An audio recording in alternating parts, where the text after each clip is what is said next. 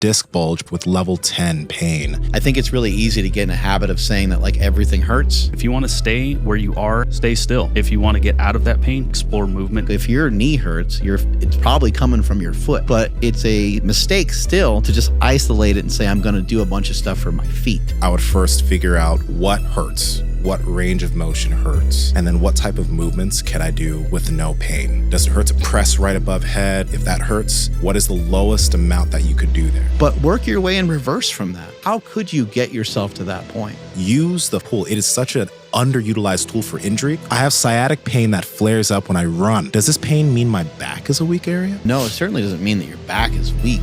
If it's pretty bad, then I would go see somebody, try to find a local body worker. Live, and we are live. Yes. Oh, shit, I need to put that on Instagram. Well, at least I let the Discord know. Let everybody know. At least. All right. Well, wow, look at that. We already have a couple of super chats. Oh my God. A couple people piling thank you in. Guys. Elliot and look at David. all these losers. Oh my, I mean, look at all these people. This is great. Supporters, fans, good supporters. People. Yeah. Anyway. So you had a jiu-jitsu tournament, huh, Nsima? I had a jiu-jitsu tournament. Yeah. Yeah. That's great. Yeah. And no one was able to get any points on you or anything like that? Nah, man. So, yeah, no one got any points. I literally just, I went into the position I wanted to, got closed guard on the first guy, swept him, got an arm bar.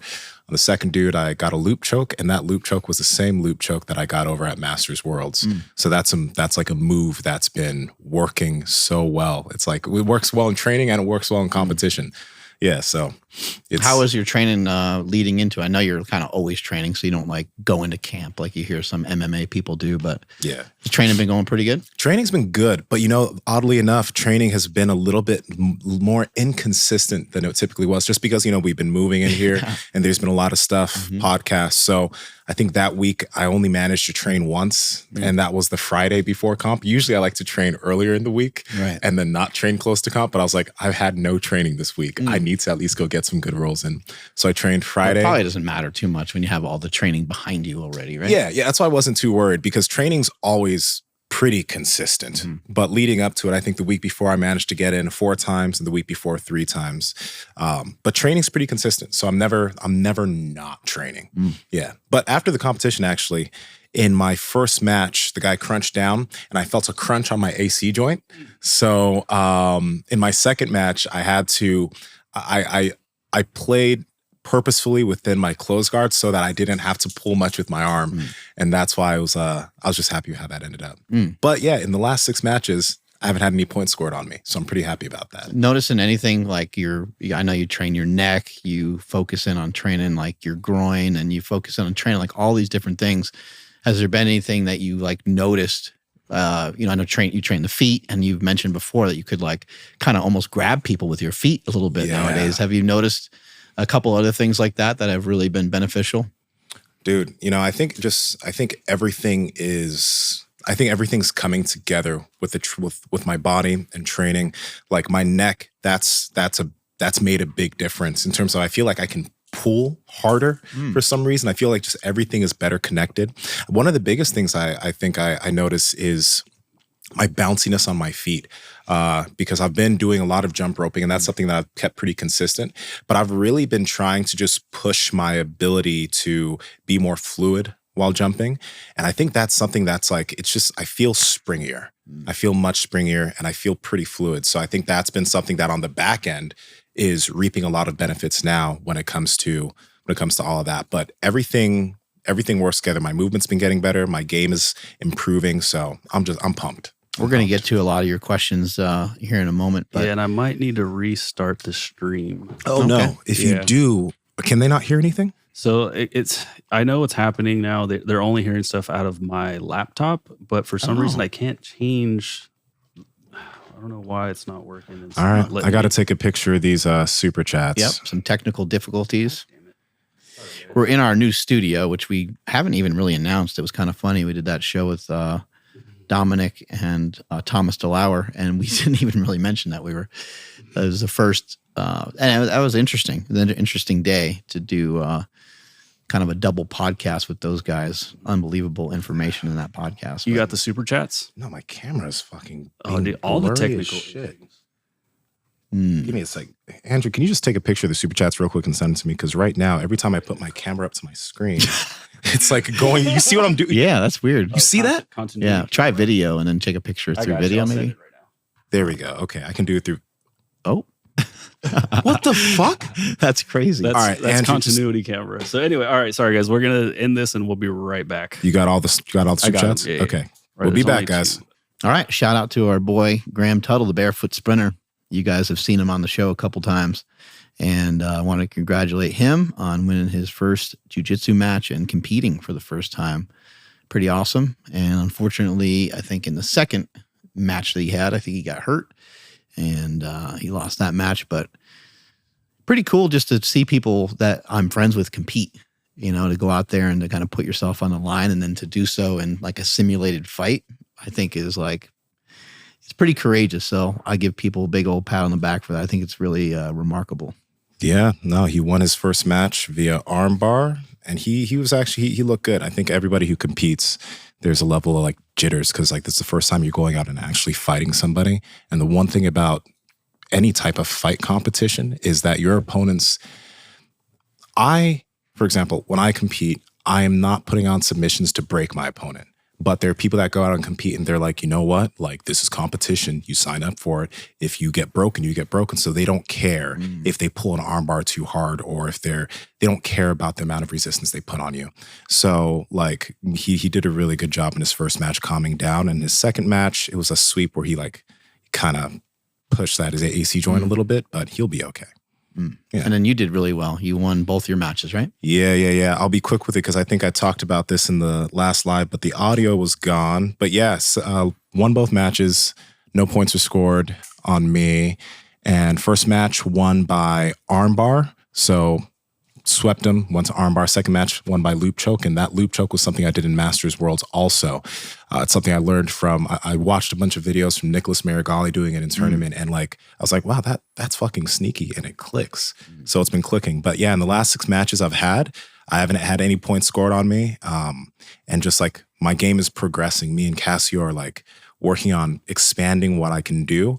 And it's just like the years are paying off. You know what I mean? Like, I think this is year 9 now. So I'm just curious how things are going to be on like year 10, year 11, year 12. I think that's when the goals I have are going to come to fruition.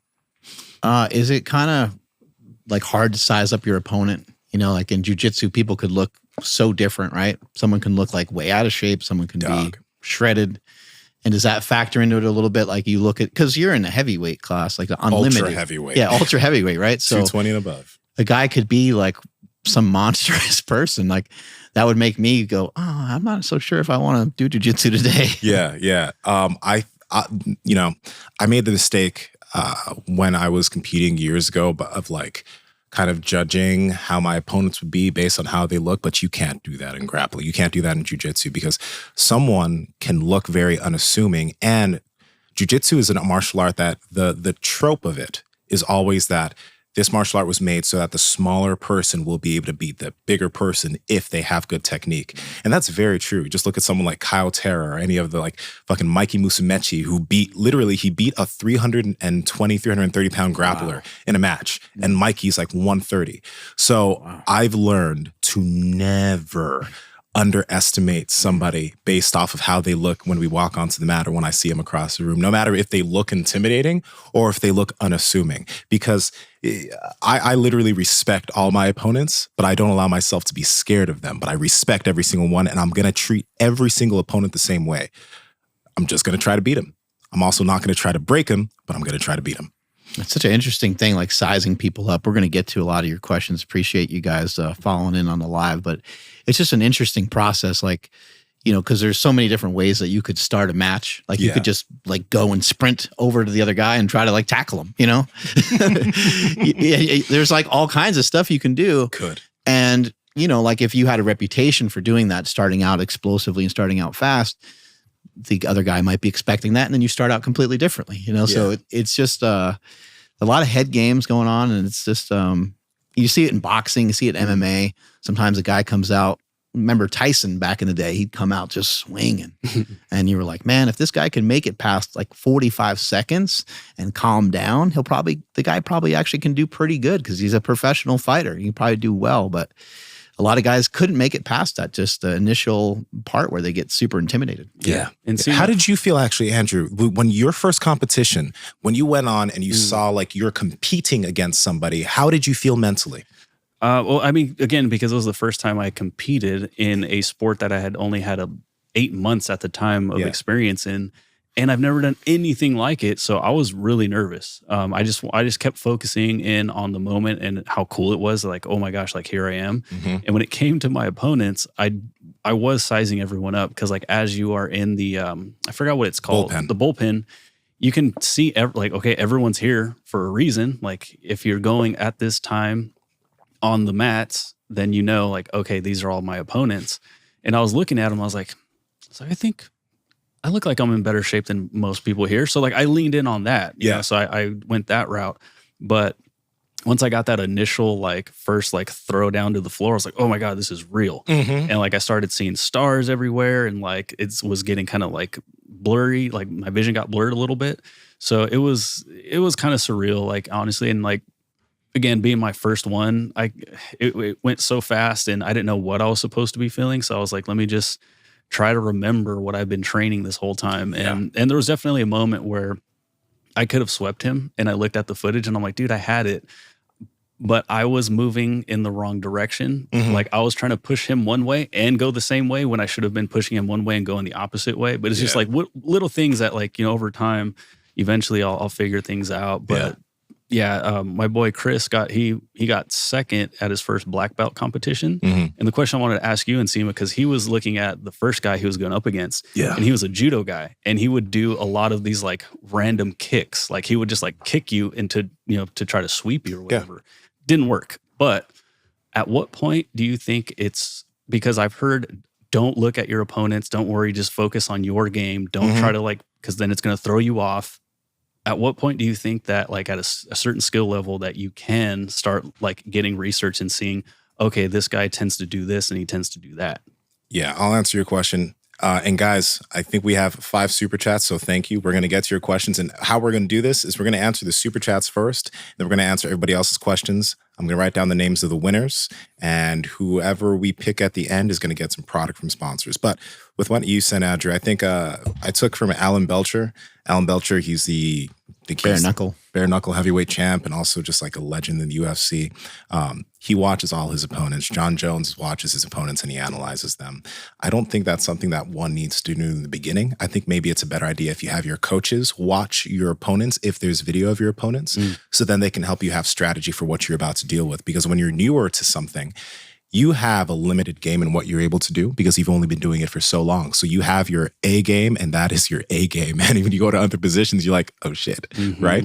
But if your coaches watch for you, they can see, okay, this guy's really bad here. And actually just don't let this guy get to this position. And if he's a half guard player, boom, drill how to escape half guard if that's what you see him doing in all of his matches, right? But for me at this point, I have been watching like the last 2 guys I competed against. I went to Flow Grappling, I looked up their grappling footage, and I watched what their tendencies were. And that was something that allowed me to understand like, okay, this guy always likes to do this. So that's the only thing I need to worry about with him. I've never seen him open up his game in any other way.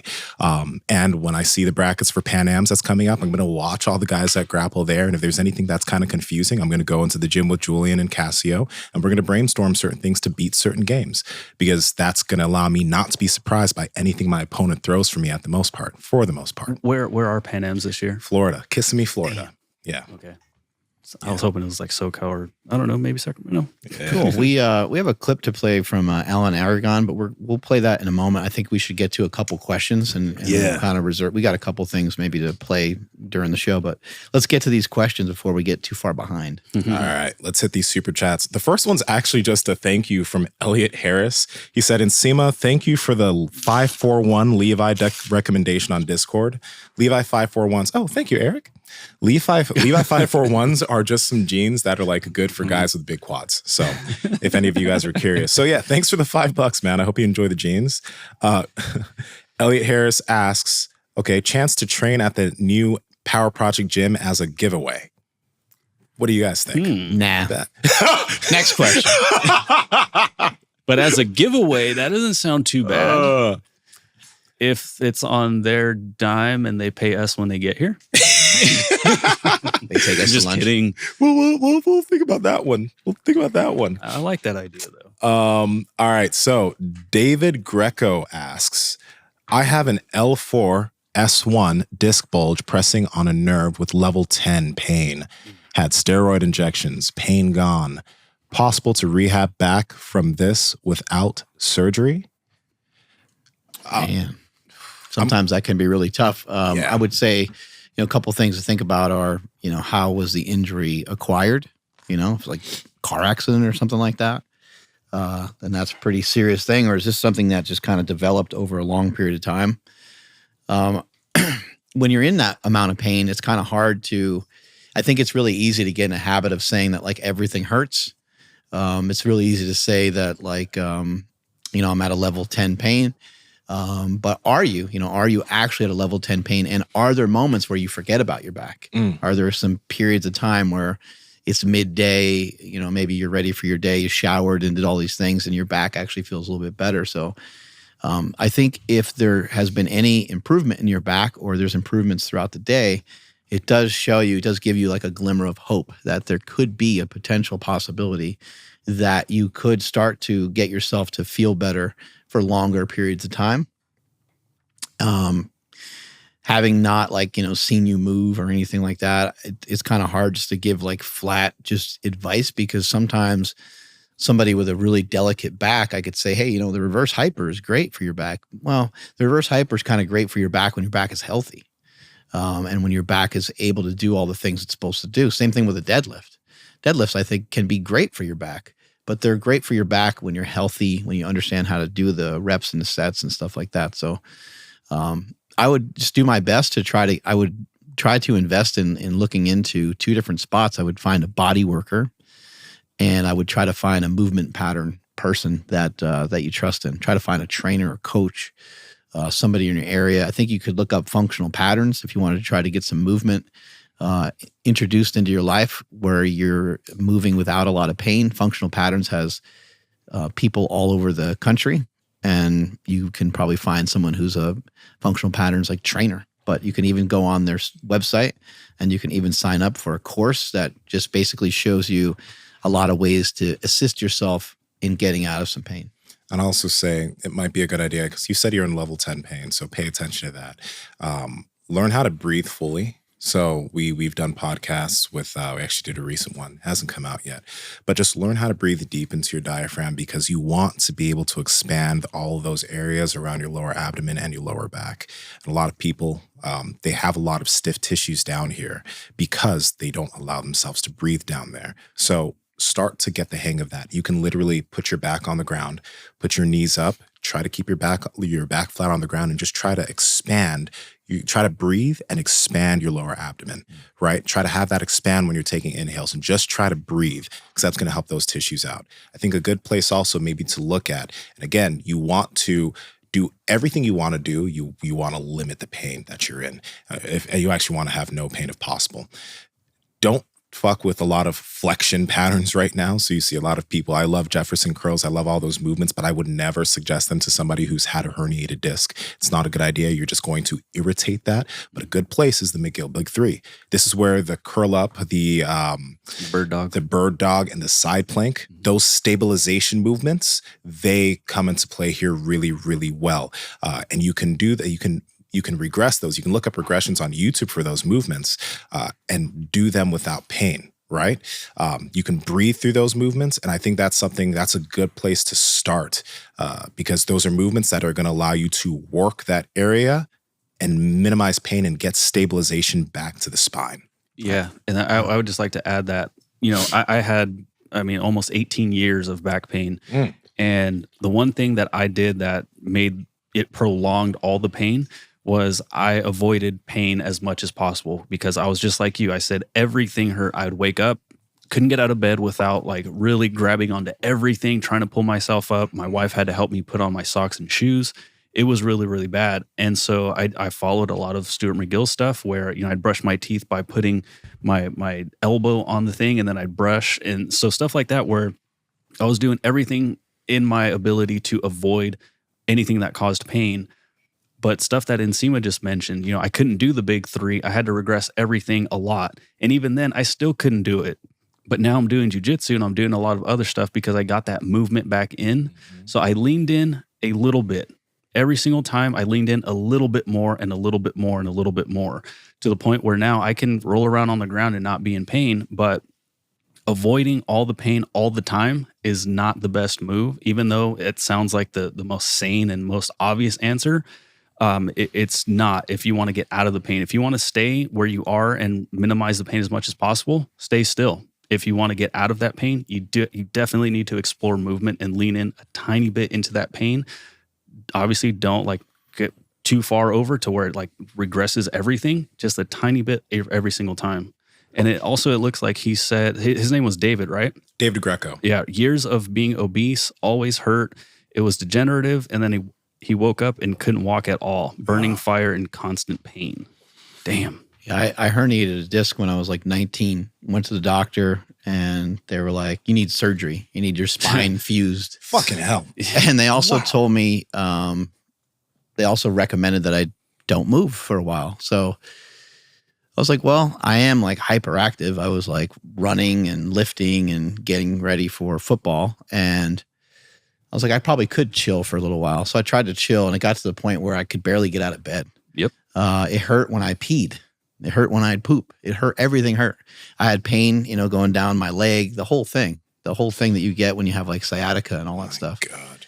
And I basically healed it very similar to what Andrew's describing. Is I took the little bit of time off for the doctor's recommendation, and things got worse. And then I was like, you know what? I'm like, this is miserable. And I was like, I'm just going to go to the gym and do whatever I can. Mm-hmm. And so I did a lot of exercises seated. I found machines and I found things that I could do that didn't place any extra weight on my body.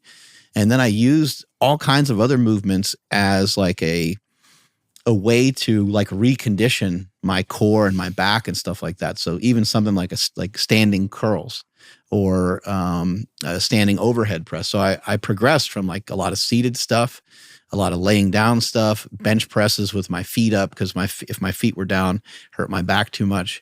So I had to really progress super slow. But I found a lot of almost rejuvenation in doing things like leg extensions and leg curls, getting a lot of blood flow into those areas. Other things come to mind like pushing or pulling a sled, things that aren't going to really load you. So when it comes to exercises in the gym, there's still a lot of options, I think. And if you're still getting blood throughout the whole body and you're still teaching your body and sending a signal to your body to get stronger, your body will get stronger. Your body will still respond. And so I was very fortunate that when that happened, I think I was around 19 or 20 years old. So I had youth on my side and recovered from it pretty quickly and never really had never had a similar pain to that ever again. Thank God. Yeah. He should definitely follow Russell Buddy. Right?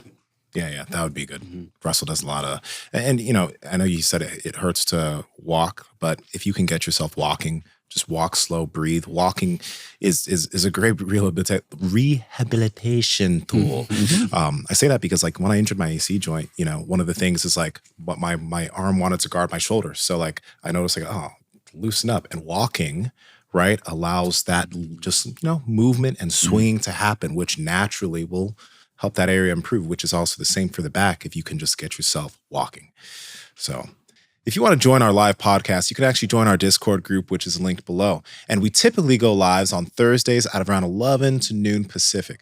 There, we'll answer all your training questions and try to do things to help you guys out and help you become better athletes. We're also giving away some cool stuff in every single live. So join up, get involved, and enjoy the rest of the show. We have a super chat from Elliot from earlier, right?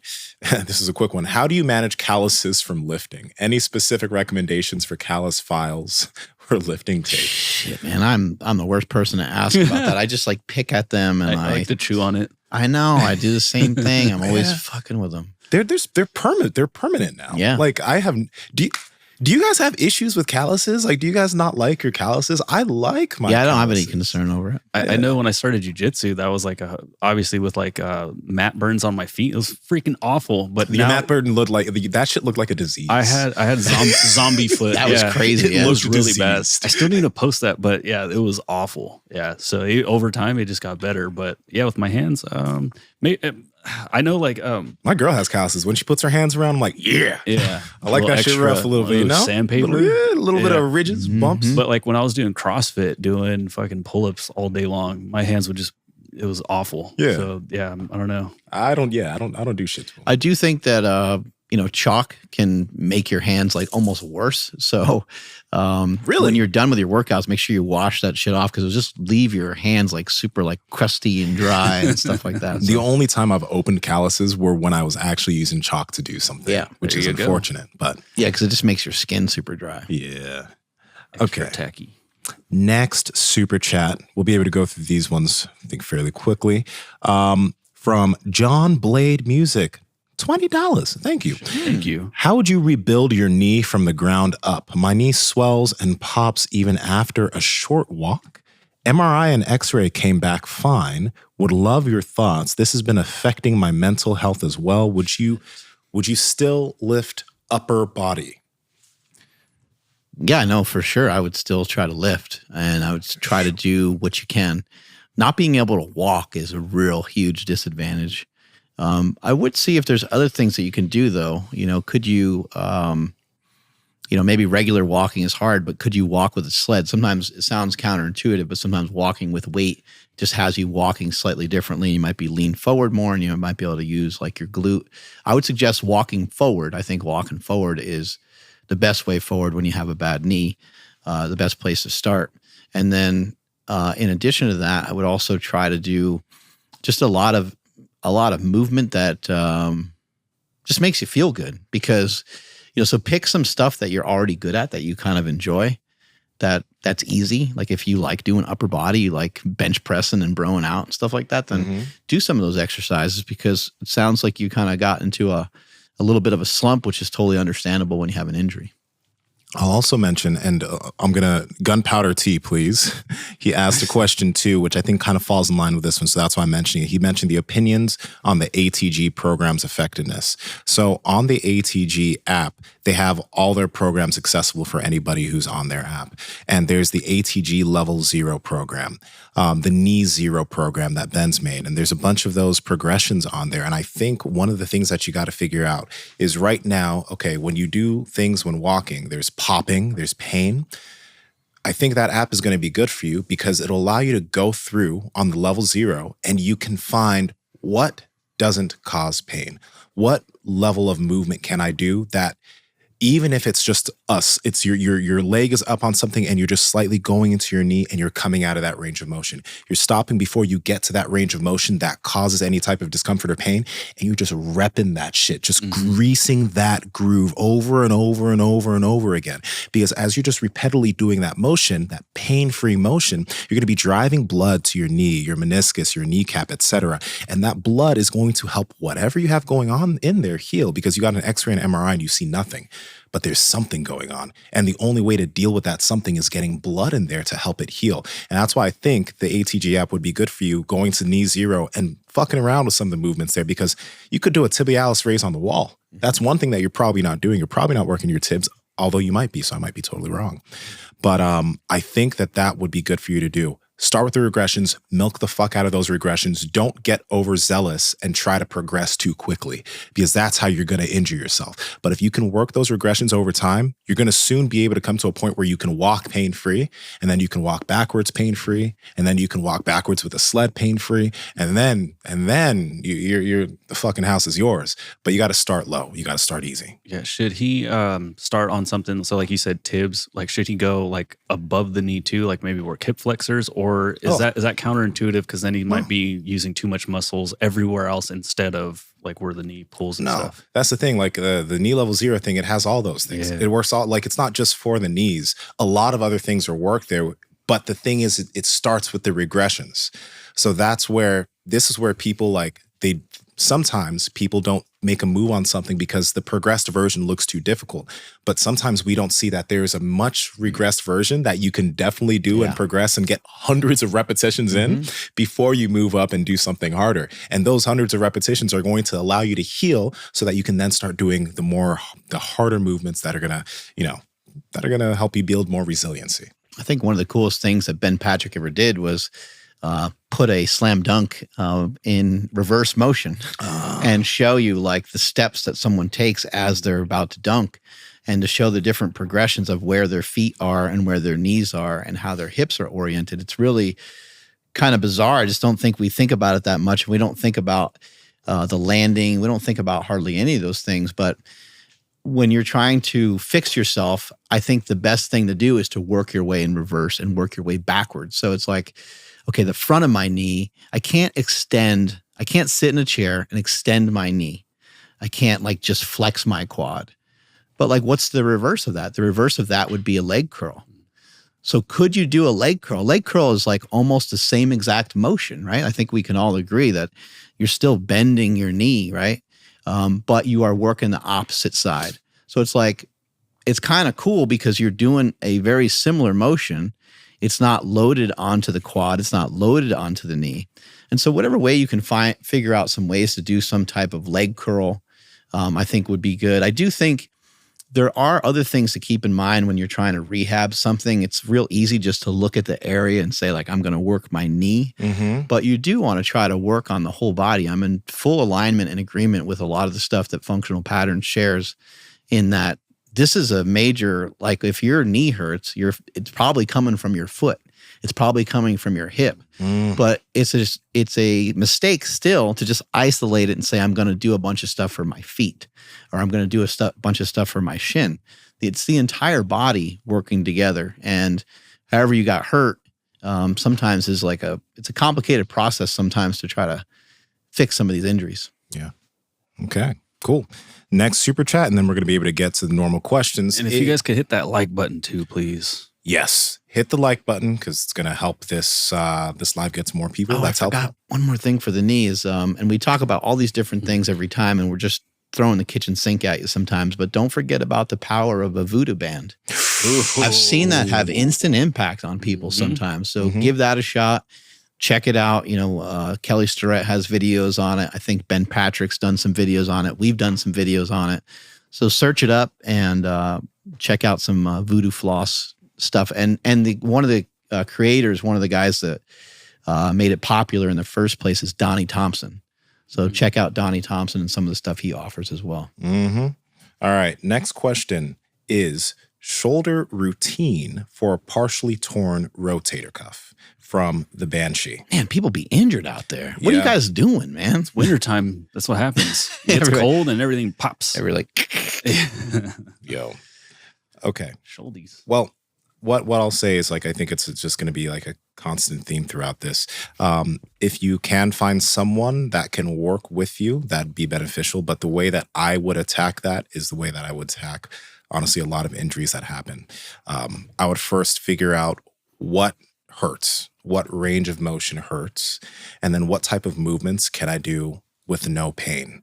And then what is then the minimum amount that I can load these movements to get a lot of repetitions into the injured area. So for like the partially torn rotator cuff, does it hurt to press right above head? Does it hurt to push?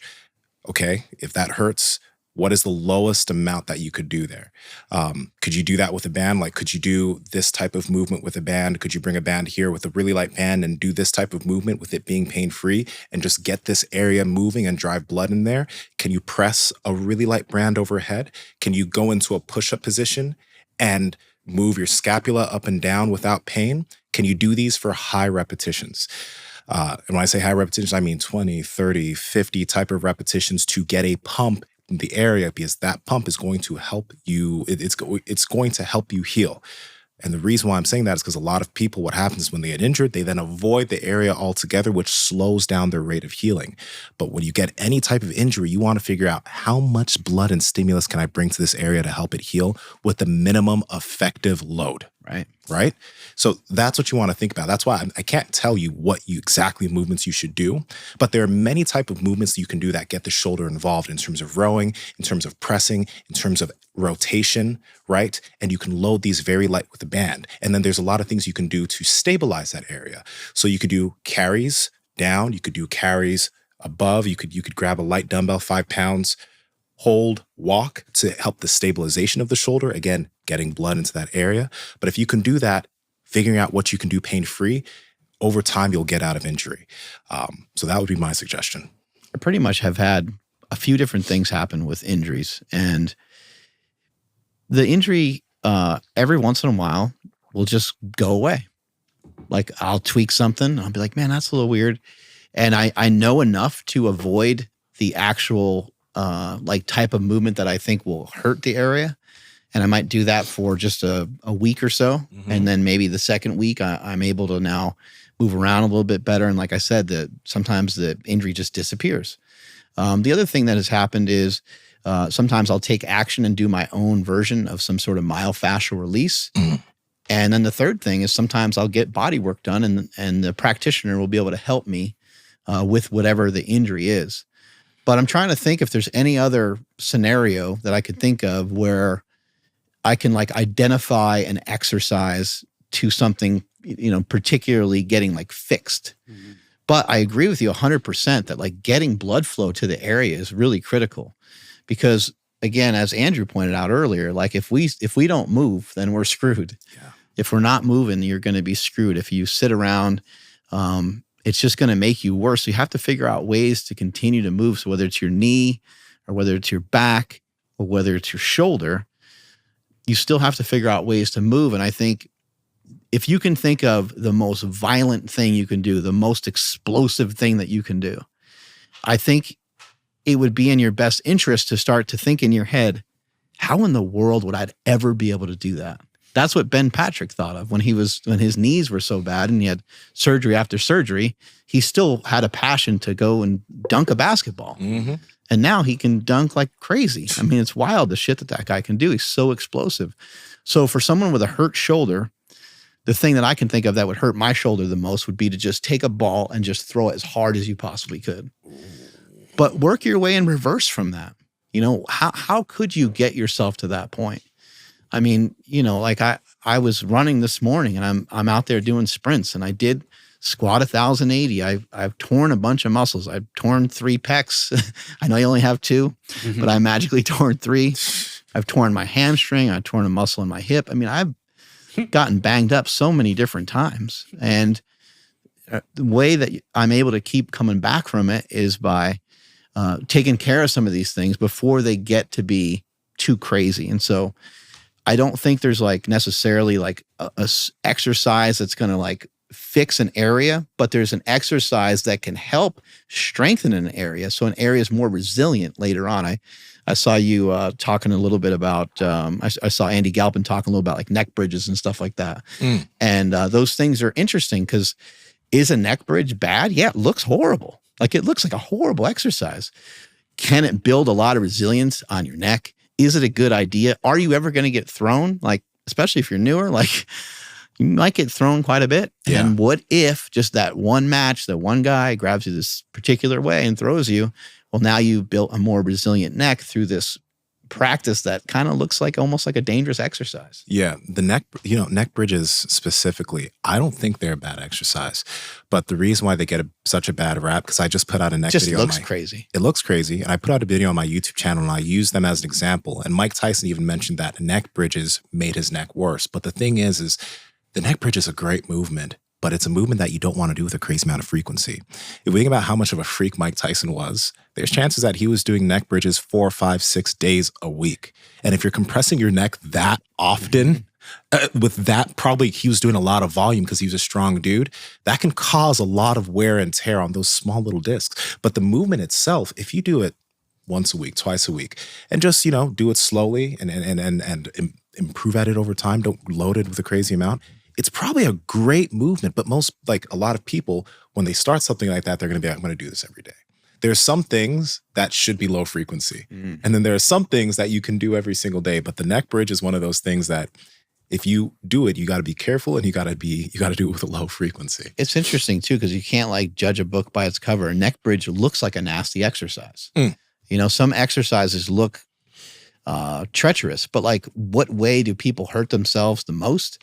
People hurt themselves the most probably with their own body weight from running. Runners are all jacked up, and running doesn't look like it hurts. Why are they jacked up though, Mark? Well, they're not taking care of themselves, and they're not like making themselves more resilient. Yeah, and they're running so fucking much. Yeah, the frequency is way too high. Guys, like, and they don't understand the amount of force that's on the body with every single step. Dude, yeah. It's an enormous amount. 120 miles a week and you don't strength train?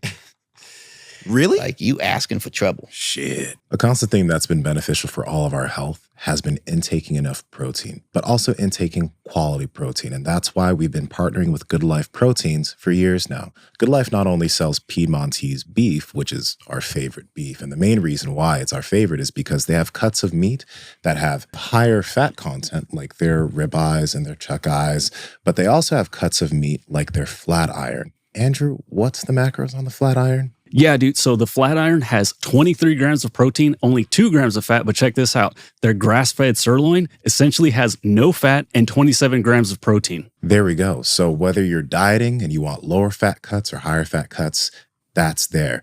But you can also get yourself chicken. You can get yourself fish. You can get yourself scallops. You can get yourself all types of different meats. And I really suggest going to Good Life and venturing in and maybe playing around with your proteins. I mean, going back to the red meat, there's picanha. There's all kinds of stuff. Chorizo sausage. There's maple bacon. That stuff's incredible. The maple bacon is so good. Maple bacon's really good. Yo, my girl put those in these bell peppers with a steak and chicken. And oh my God, it was so good. But either way, guys, protein is essential. And the Good Life is the place where you can get all of your high quality proteins. So Andrew, how can they get it? Yes, you can head over to goodlifeproteins.com and enter promo code POWERPROJECT to save 20% off your entire order. Links in the description as well as the podcast show notes. All right. Next question is from James Gallegos. Advice on getting any form of exercise for someone who works construction and travels because of that job.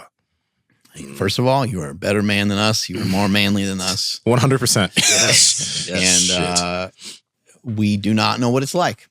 So all we can do is kind of give you suggestions. I would say I had the same advice for anybody else who's like maybe short on time or short on energy, is to try to find 2 or 3 days a week where you can just get after it and get a good 30, 40-minute workout in. If you're not sure what to do, you're not sure on like programming, you can look up, what's Jason Kalipa's brand? What's the name of his company? Does any of us know that? It's NC Fit or is it something else? I think it's something like NC Fit for his app that he has. His app. Yeah, we'll call it that. Let me look for it. Anyway, people, you can search for some of Jason Kalipa's stuff, but like there's a lot of apps out there. You could use the Peloton app and get some really intense workouts. I think that sometimes people look at some of those apps and they're like, I don't really want, it's sissy stuff. But like you try some of those workouts, they're actually really difficult. She'll kick your ass, man. It's really hard.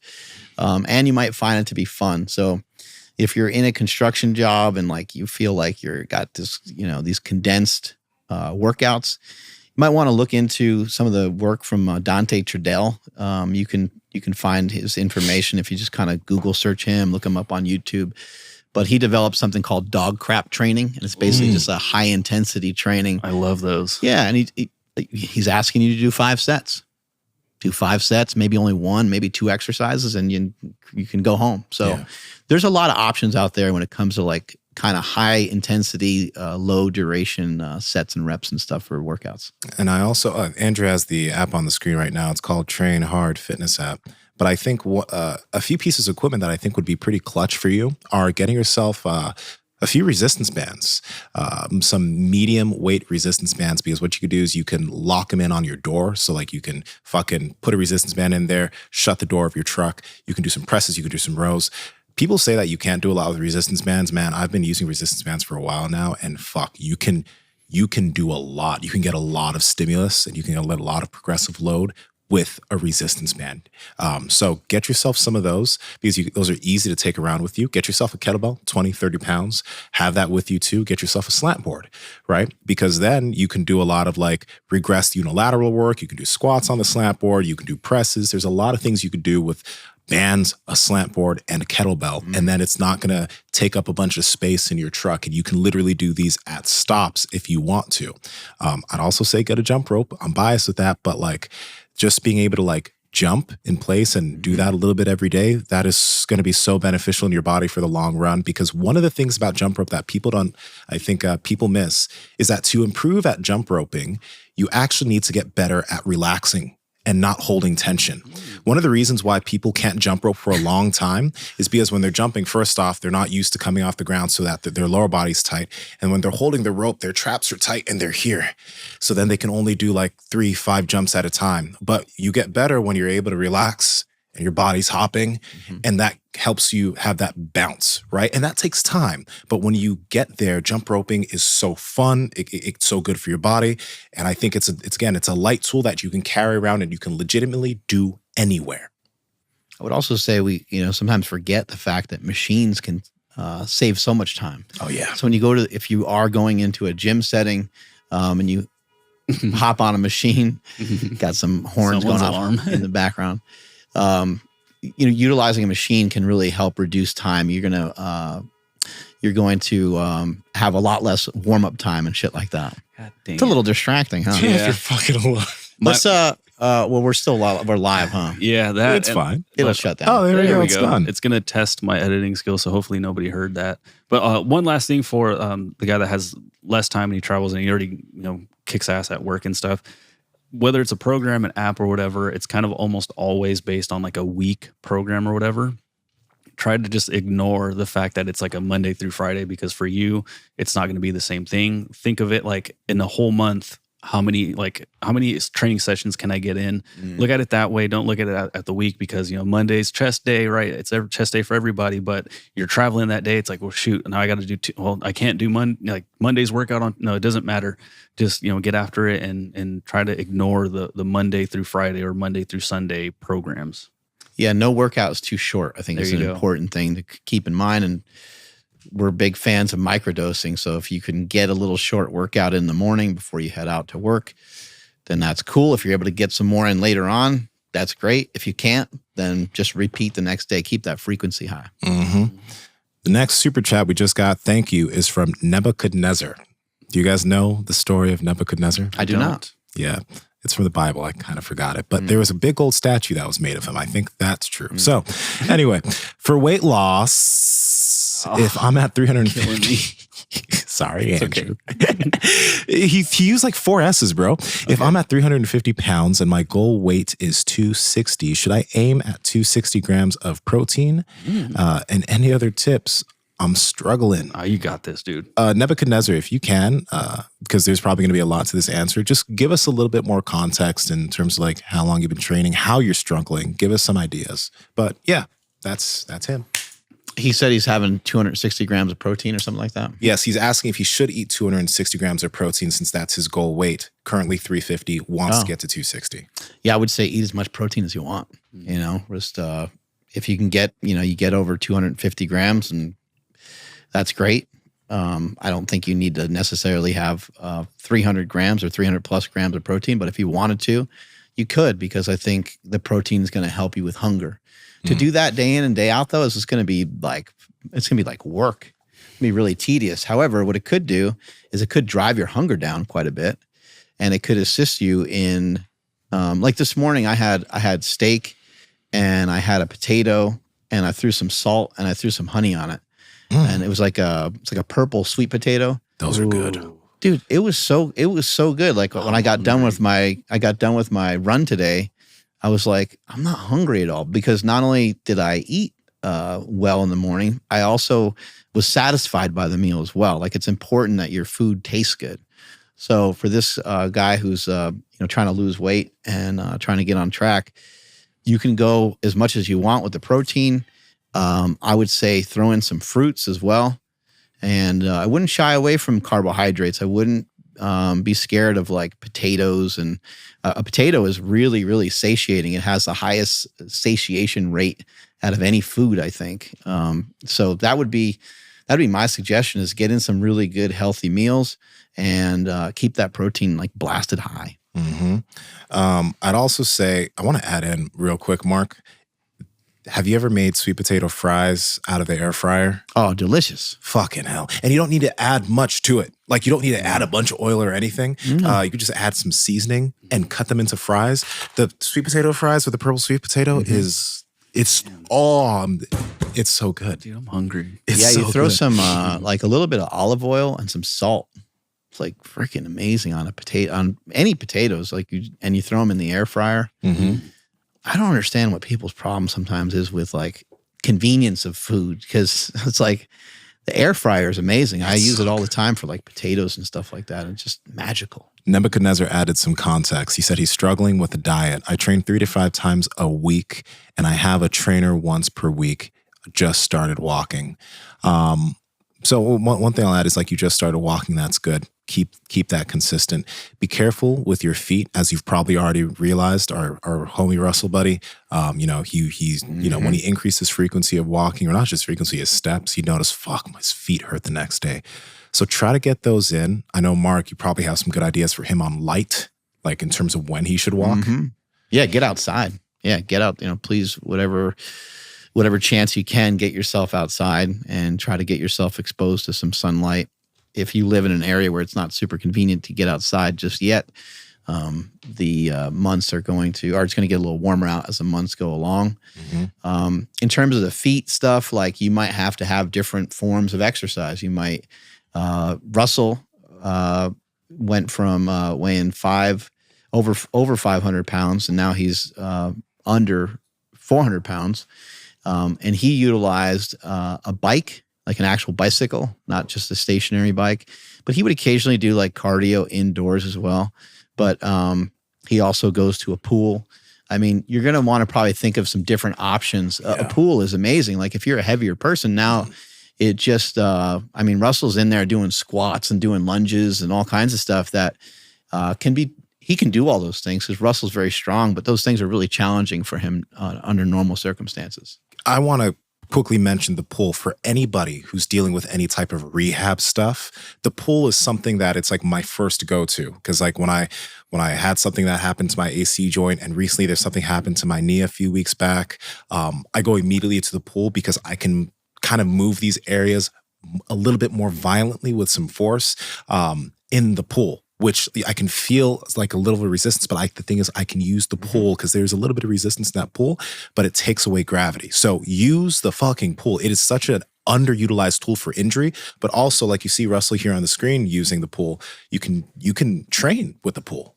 Alan Belcher, he gets in the pool, bare knuckle world champion, as well as Bones Jones. Like a lot of athletes know like the pool can be outstanding for workouts. It can also just be out, like if you're not like a swimmer, just going in a pool is just, you're going to burn a lot of calories. Swam this morning, yeah. And great. A lot of times, in a lot of cases, hopefully you're outdoors as well. That would be even more beneficial. But I do want to kind of get back to this topic of, he mentioned he works out 3 to 5 times a week.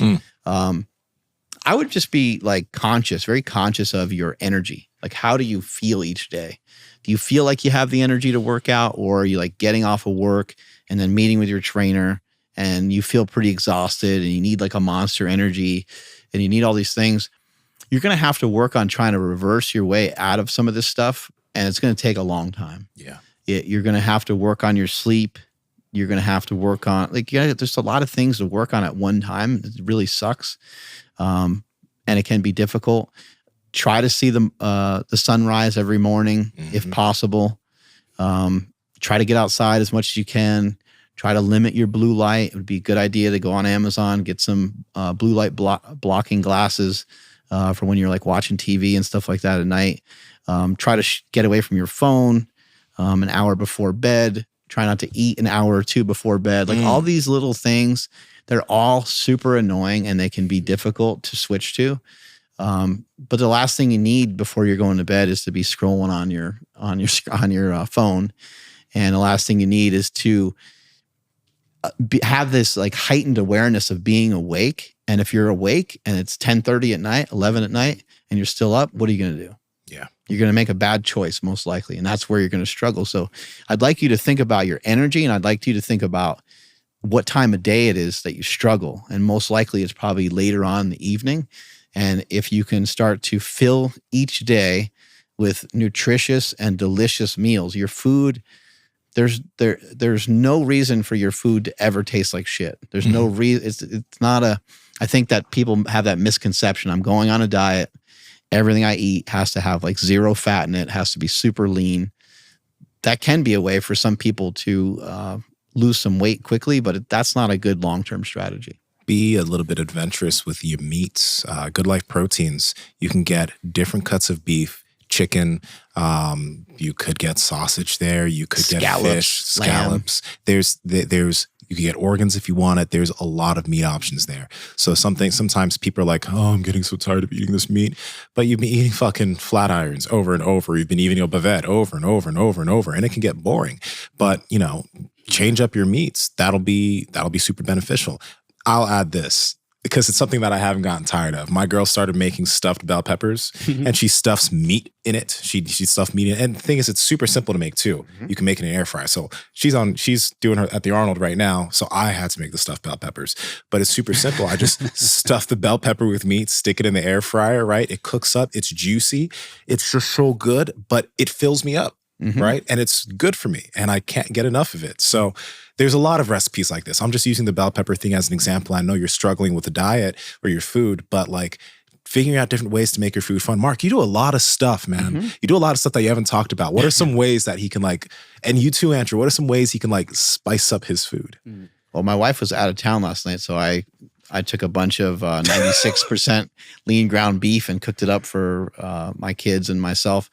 Threw some mozzarella cheese in there, some Italian seasoning, and some marinara sauce, and it was just, it was incredible. You know, I think like a little. I used a little bit of panko, pork panko, in there too, to kind of make everything kind of, you know, melt together a little bit. I think there's a clip of it on my Instagram if you want to kind of pull that up, but. You know, be creative with it. And the cool thing, the fun thing about cooking, and I'll say for this guy that had the question, you're going to want to turn this into like a hobby. Yeah. Like you got to turn, like you kind of have to. Yeah. You kind of have to. I mean, I guess, you know, if you had the money and the means and stuff, maybe you can DoorDash a lot of stuff and like you could figure out some of that, but that's not going to be your best route.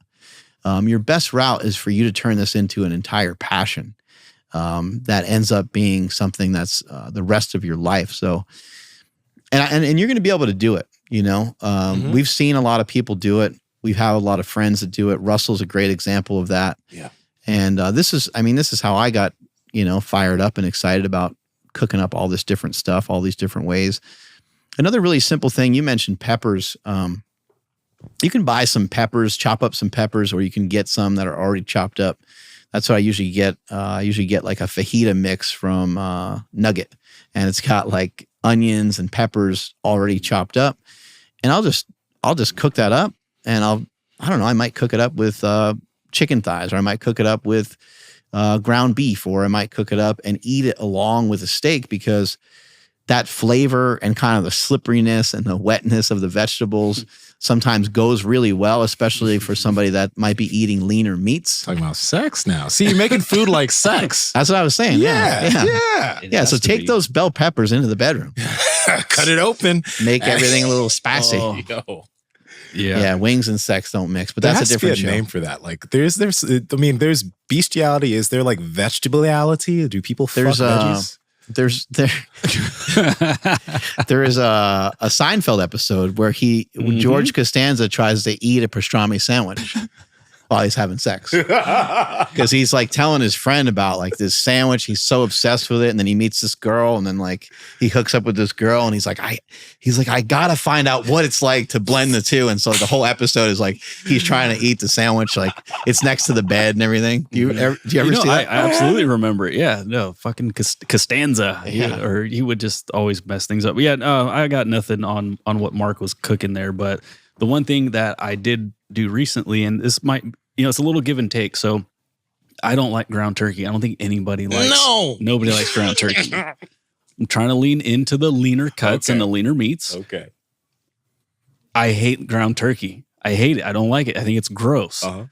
We had it with spaghetti, but what I do with my spaghetti is I use pizza sauce. So again, little give and take, right? Pizza sauce might end up being a little bit like easier to eat more of because it's delicious.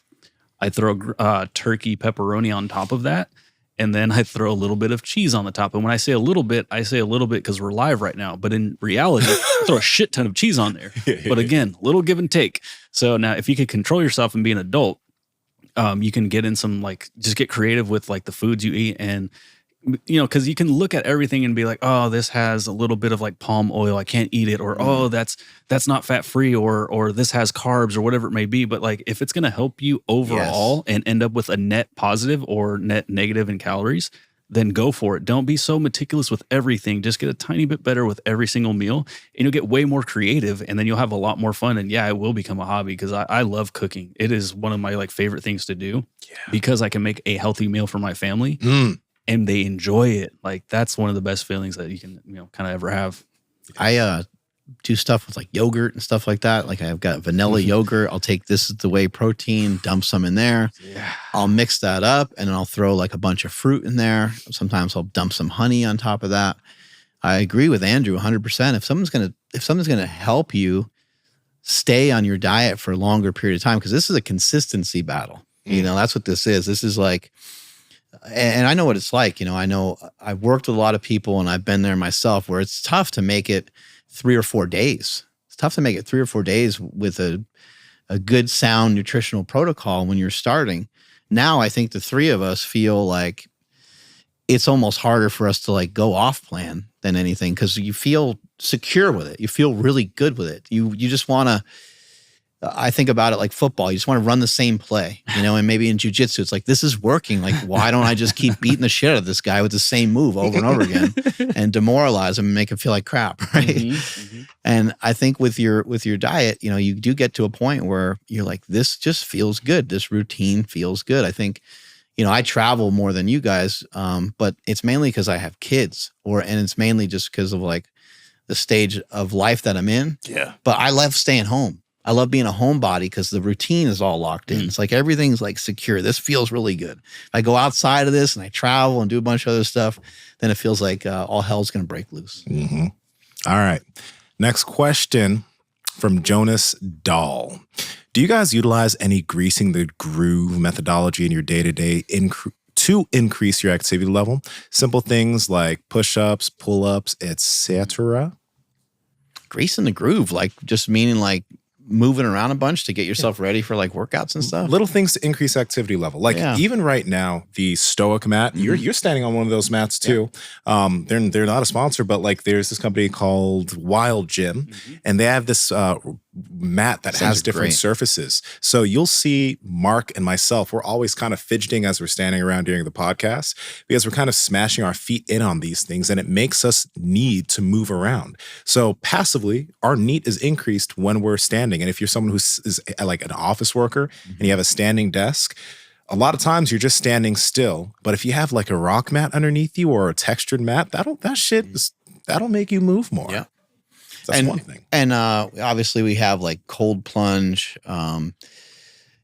things. I'm trying to think of like things that activate me or get me to like do other things. I mean, when I get to the gym, I usually just try to do stuff that will, warm me up, make me feel better. Yeah. Some of the things I've been doing lately that are maybe unconventional is like I try to add a lot of movement to other movements. So for example, if I'm doing like a tricep push down, I really won't just do a tricep push down anymore. I won't just do a standard like tricep push down.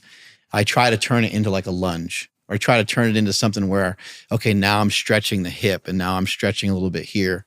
I like to use the cables a lot like what Andrew does. Like Andrew will use the cables and he'll squat with the slant board and do kind of like a hack squat type thing. I don't really do that same movement exactly, but I do something similar where I use that weight as a counterbalance to squat down.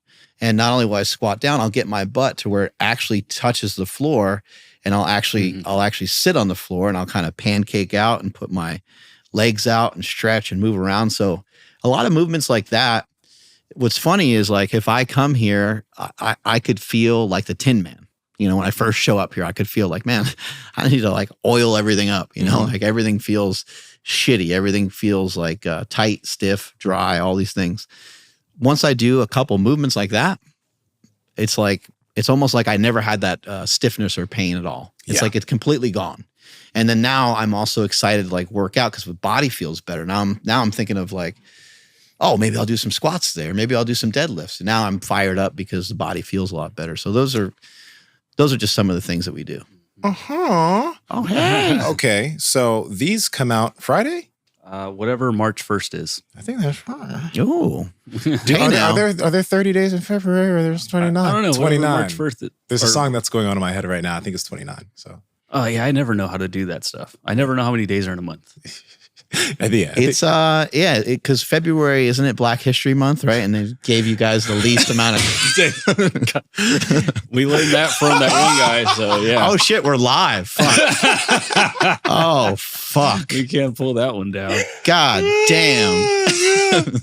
Oh man, Look at that. Black History Month's coming to an end. Oh, that's the sickest hoodie on the planet. That's beautiful. Yeah, this was designed by I Am Melso, who's currently in the chat. Melvin. Melvin is a hell of a fucking designer, man. Yeah, hell of a designer. Friday, look, it says right there. That's how good he is. Yeah. Ourproject.live. Melvin's some this drop. He spelled Friday wrong though. I'm sorry. I was about to say this hoodie right here. That cold chill down his back. Sorry, Nsima. He designed this, right? It has this this cool stuff at the back, but the front of it is actually textured. It's super dope. It's puffy. He's so the man. That comes out March 1st, guys. If you guys, I think you'll dig it. But what I was gonna say was, if you go to my story, Andrew, some things that I think again allow me to grease the groove of movement, and both these things started off really low.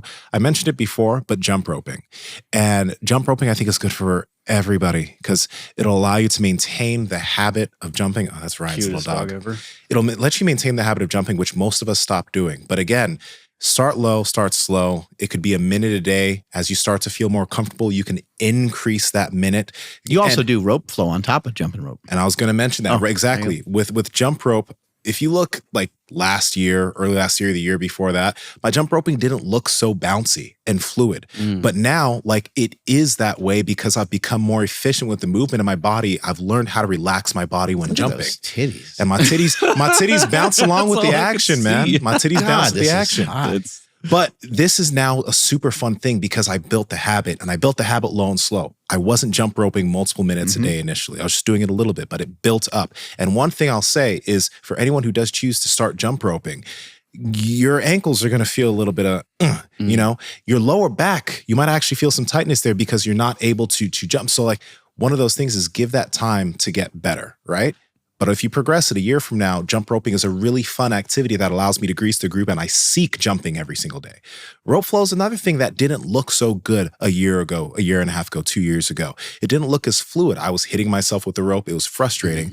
But now it's something that allows me, like with my AC joint and what's been going on, the rope has been something that's been allowing that shoulder to move really fluidly and has actually been helpful in my recovery. And now, because it's been a practice of mine and I've slowly gotten better at it, I can flow with the rope without thinking. And it allows my spine, shoulders, body to move in this rotational pattern. And it's another thing that I seek every single day.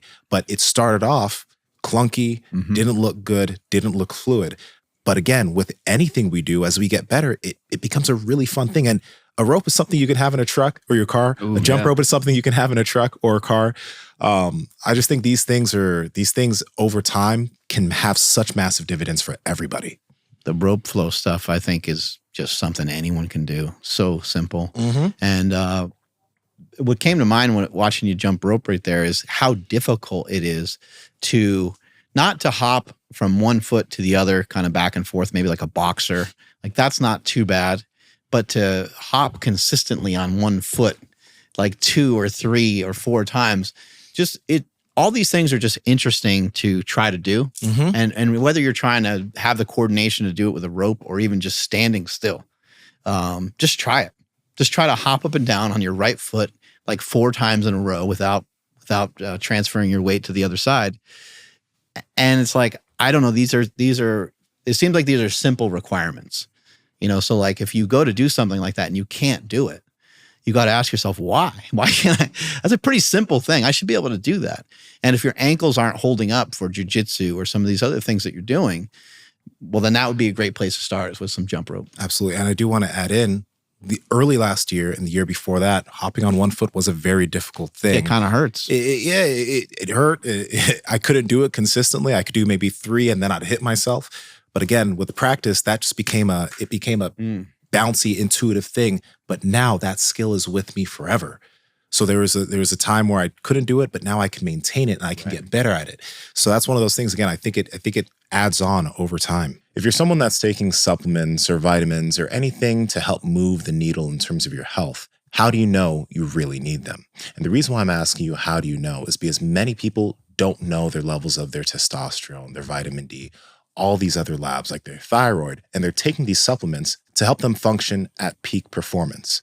But that's why we've partnered with Merrick Health for such a long time now, because you can get yourself different lab panels like the Power Project panel, which is a comprehensive set of labs to help you figure out what your different levels are. And when you do figure out what your levels are, you'll be able to work with a patient care coordinator that will give you suggestions as far as nutrition optimization, supplementation, or if you're someone who's a candidate and it's necessary, hormonal optimization to help move you in the right direction so you're not playing guesswork with your body. Also, if you've already gotten your lab work done, but you just want to get a checkup, we also have a checkup panel that's made so that you can check up and make sure that everything is moving in the right direction if you've already gotten comprehensive lab work done.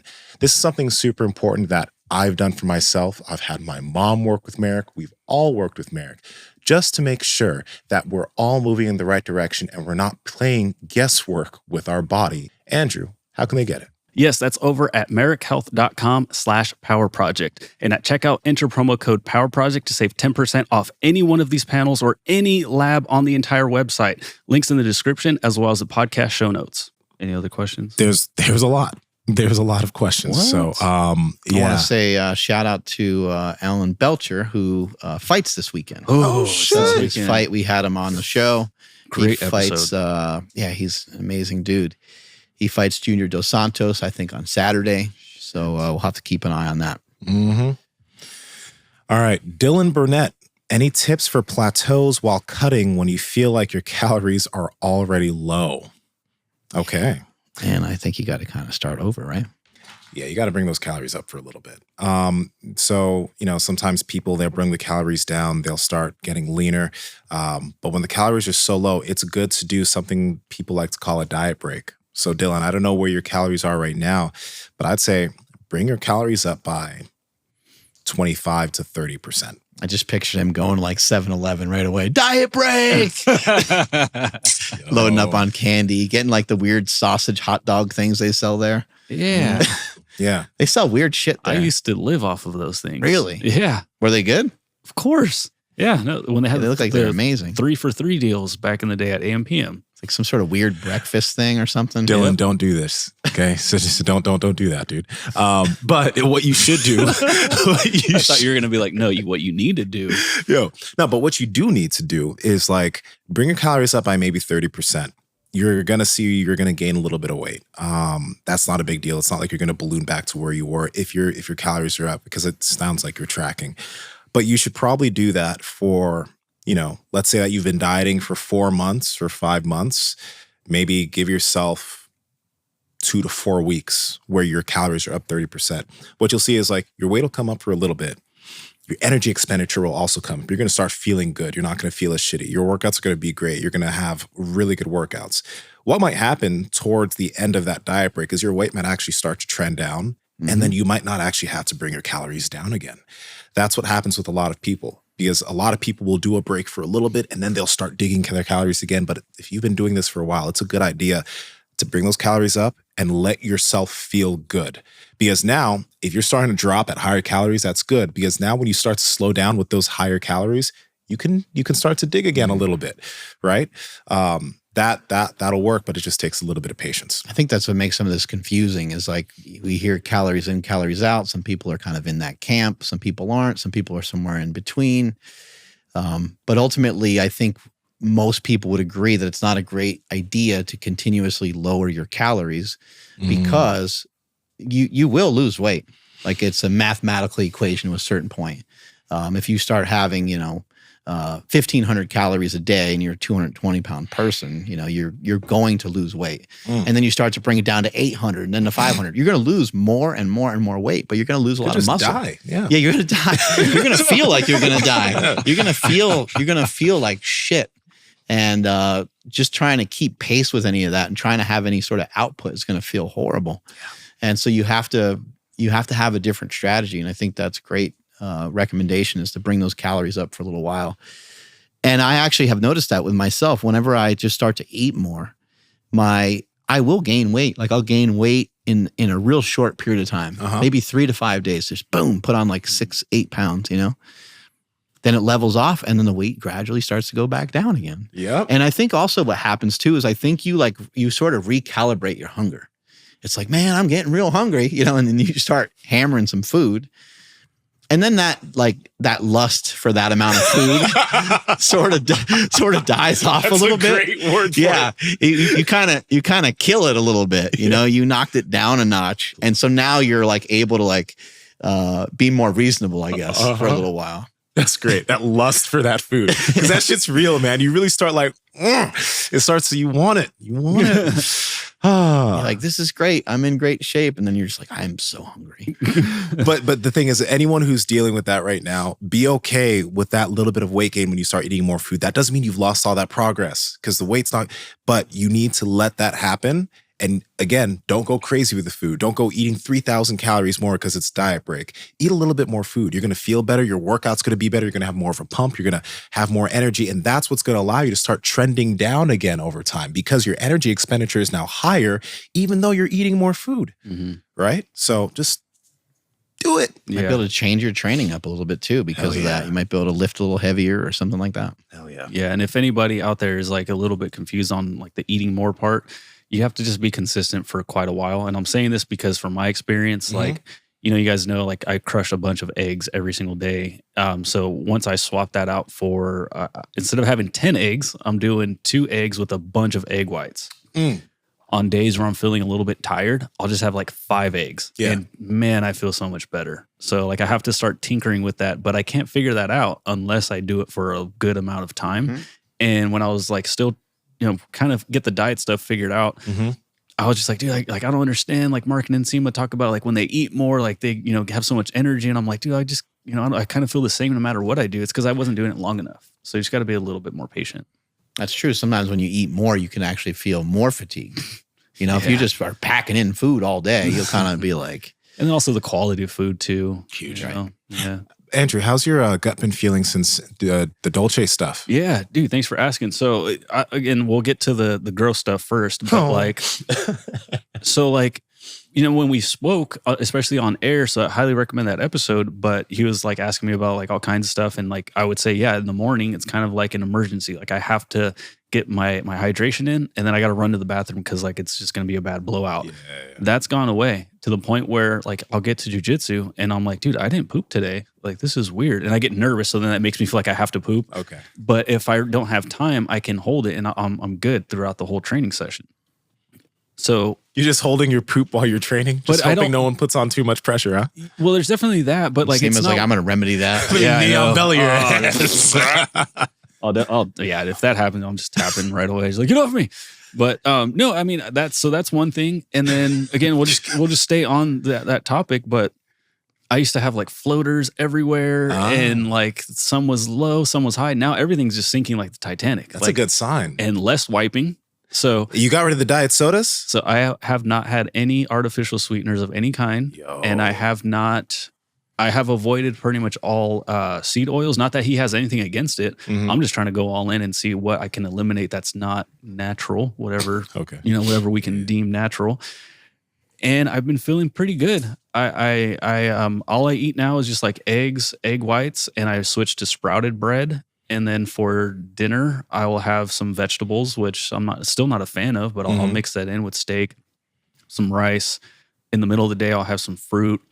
I'm not having any sucralose in my coffee. All I'm doing, so the extent of my artificial sweeteners is the stevia inside Steak Shake. Okay. That is absolutely it. And then I put honey in anything that I need to be sweeter. I just throw some honey. So honey and cottage cheese. Oh my God. From Good Culture, that stuff is so good. Mm-hmm. I'll do that. Even if I have like a little bit of peanut butter, I make sure the ingredients are 100% peanut butter. And you'd be surprised that like 99% of them, it's not just peanut butter. Oh, yeah. So I'm just trying to stick to more of a whole food approach and single ingredient things. And I've been feeling great. Like I feel like I can sustain this for a long time. When I do want to have a little something, I'll have that. I don't know what that chocolate's called, but it's like HU. Yeah, that's right. So that chocolate's incredible. The dark chocolate, salty, like the brand is literally who? HU? Yeah, Okay. Dude, Okay. it is so freaking good. Like it's incredible. So I'll do stuff like that where it's like in the past, I'm like, oh, I can't have. Yeah, I love those chocolates. I can't have sugar. I can't have this high caloric thing. But now it's like, it doesn't matter if it is like actual like cane sugar or something. Like I just have it and I still feel good. Here's an interesting thing. Carnivore Aurelius, he was on Rick Rubin's show. Oh, that's sick. And it's the first time Good I've for really him. heard anything from him like publicly like that. You know, he has an Instagram, but he usually lays low. Yeah. And he mentioned how he has kind of more recently been eating carbs, and he eats double the amount of carbs that he does protein. I don't know like what his weight is or whatever, but he probably eats like 1 gram, per pound of body weight in protein, and then proceeds to eat like double that amount in carbohydrate. And what he said was, because Rick Rubin asked him about like the types of carbs. He's like, oh, I like fruit. I don't really eat vegetables. He kind of explained the vegetable theory. He's kind of a fan of that. He doesn't really think that we should really be eating too many vegetables. He's like, they kind of hurt my stomach. They don't really agree with me.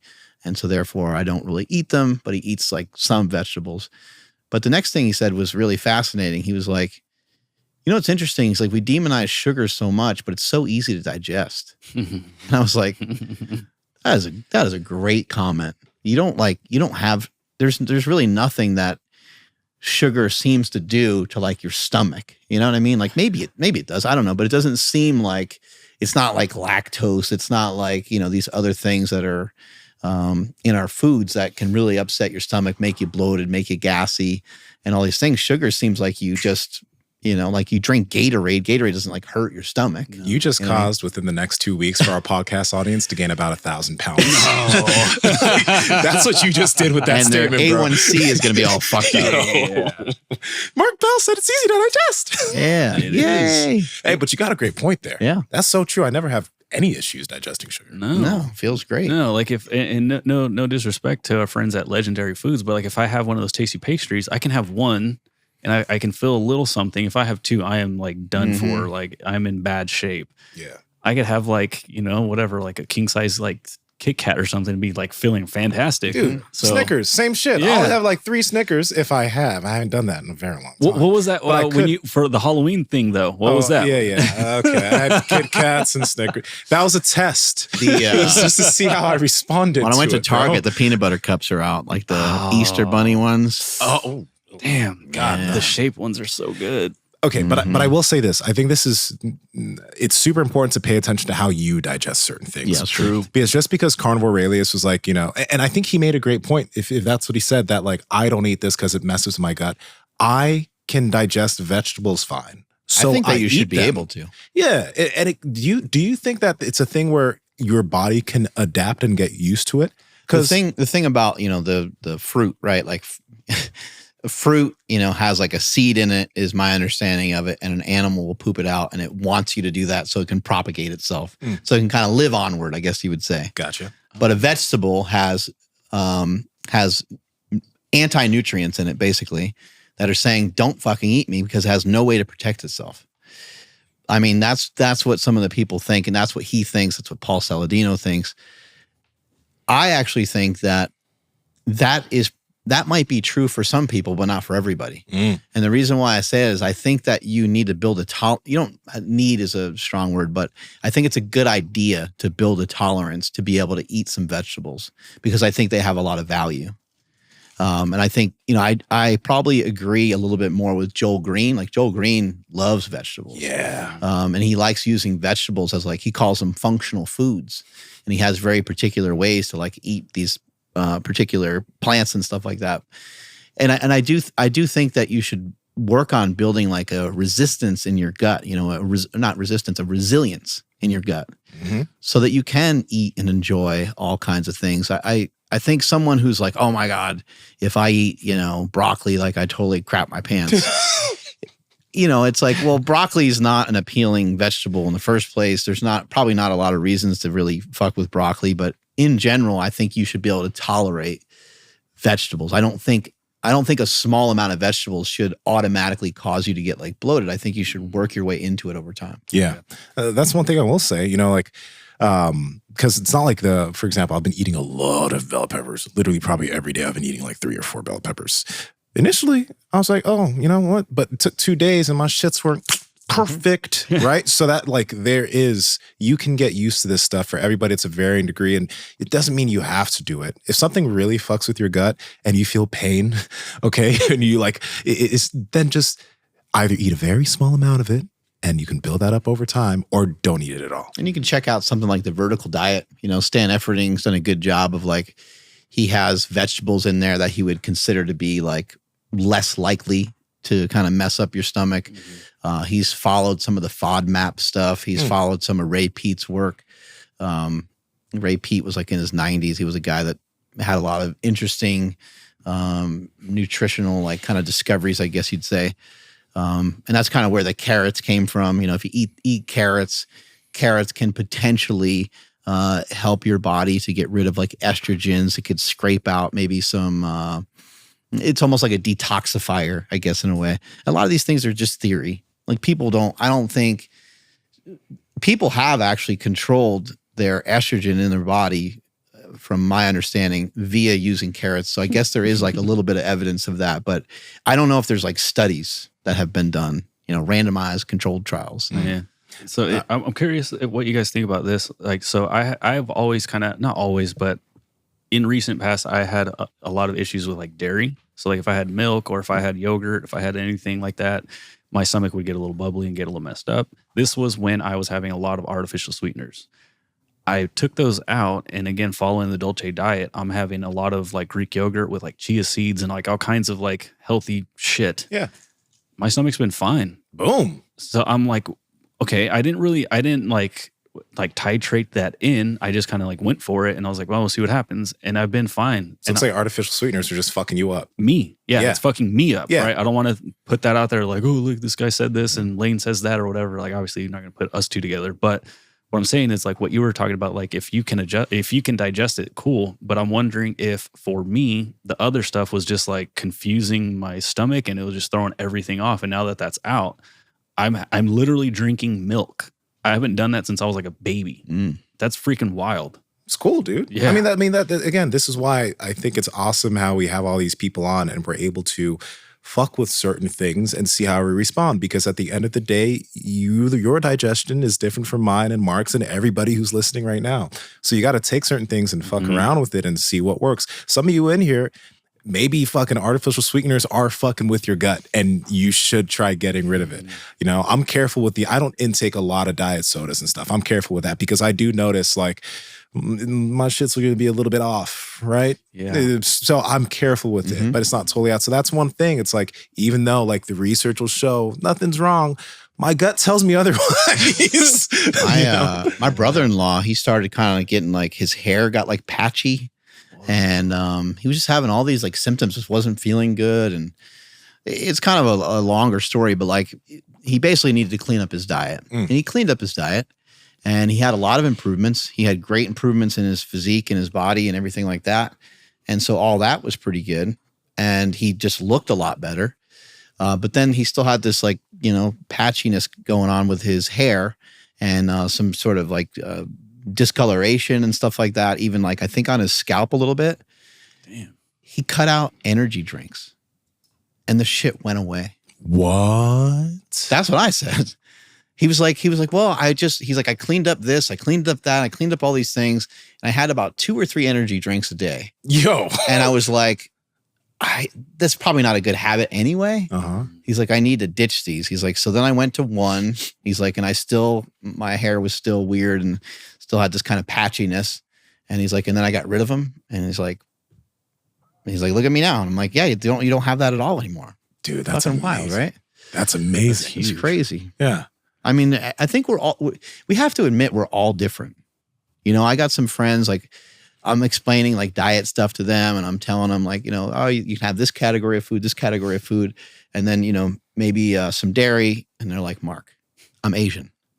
I can't look at dairy. I'm like, is that true? I'm like, is that true? Like all Asian, maybe not all, right? But probably a large subset of people. I mean, we're just different. Like we're all very, very different. And this is where, you know, this stuff gets to be confusing too. I don't think just because we're different that our diets have to be so wildly different. Mm-hmm. I still think you're going to end up with a Dolce diet. You're going to end up with a whole foods diet, and you're going to have to figure out a way to manage energy, like regardless of what nationality you are, regardless of your genetics, regardless of your origin, regardless of any of those things. I think you still have to kind of pay attention to those general principles. Last thing, I'll be super quick. Because I've changed my diet to whole food diet, guess what happened to the rest of the house? It's all changed over to whole food diet. I have 2 kids. If you have kids, obviously that's going to be something you want to look into. All right. 2 super chats, and then we're on to more questions. One is from Hayden Pratt. I've lost over 80 pounds thanks to the great info you guys put out. Thanks for all you do. Great job. Hayden, hell yeah. Fucking awesome Dude. job. That's dope, Hayden. Proud of you. That's great.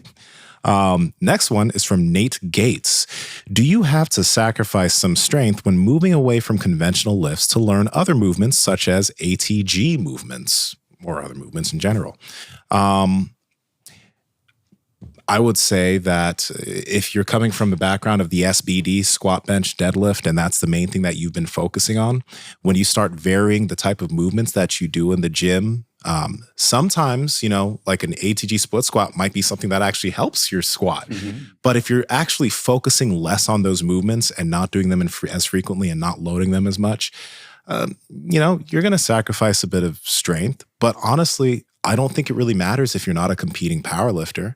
Like, I'm not connected to my squat, bench, and deadlift numbers because I'm not competing within the sport of powerlifting. Mm-hmm. So I really don't care about what I can do on those lifts. I more so care of what my body is able to show when grappling and what I'm able to do on other movements in the gym. So maybe you'll have to sacrifice some, but I don't think it really is a big deal unless you compete.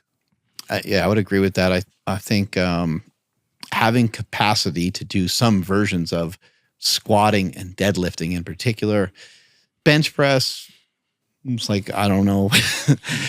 There's not a lot of reason to bench press and other than just to bench press, and it could be fun. Mm-hmm. Like, honestly, you know what I mean? I think there's a lot of other exercises. There's dumbbells, there's incline bench, there's other movements. Just a flat regular bench press just doesn't serve like human movement as well as the basic fundamentals of being able to learn how to do some version of a deadlift and some version of a squat. So I think we have a tendency to kind of like look through a straw with a lot of this stuff. And when we think of squat, we think the guy's got, you know, a bunch of weight on his back and he's doing a squat.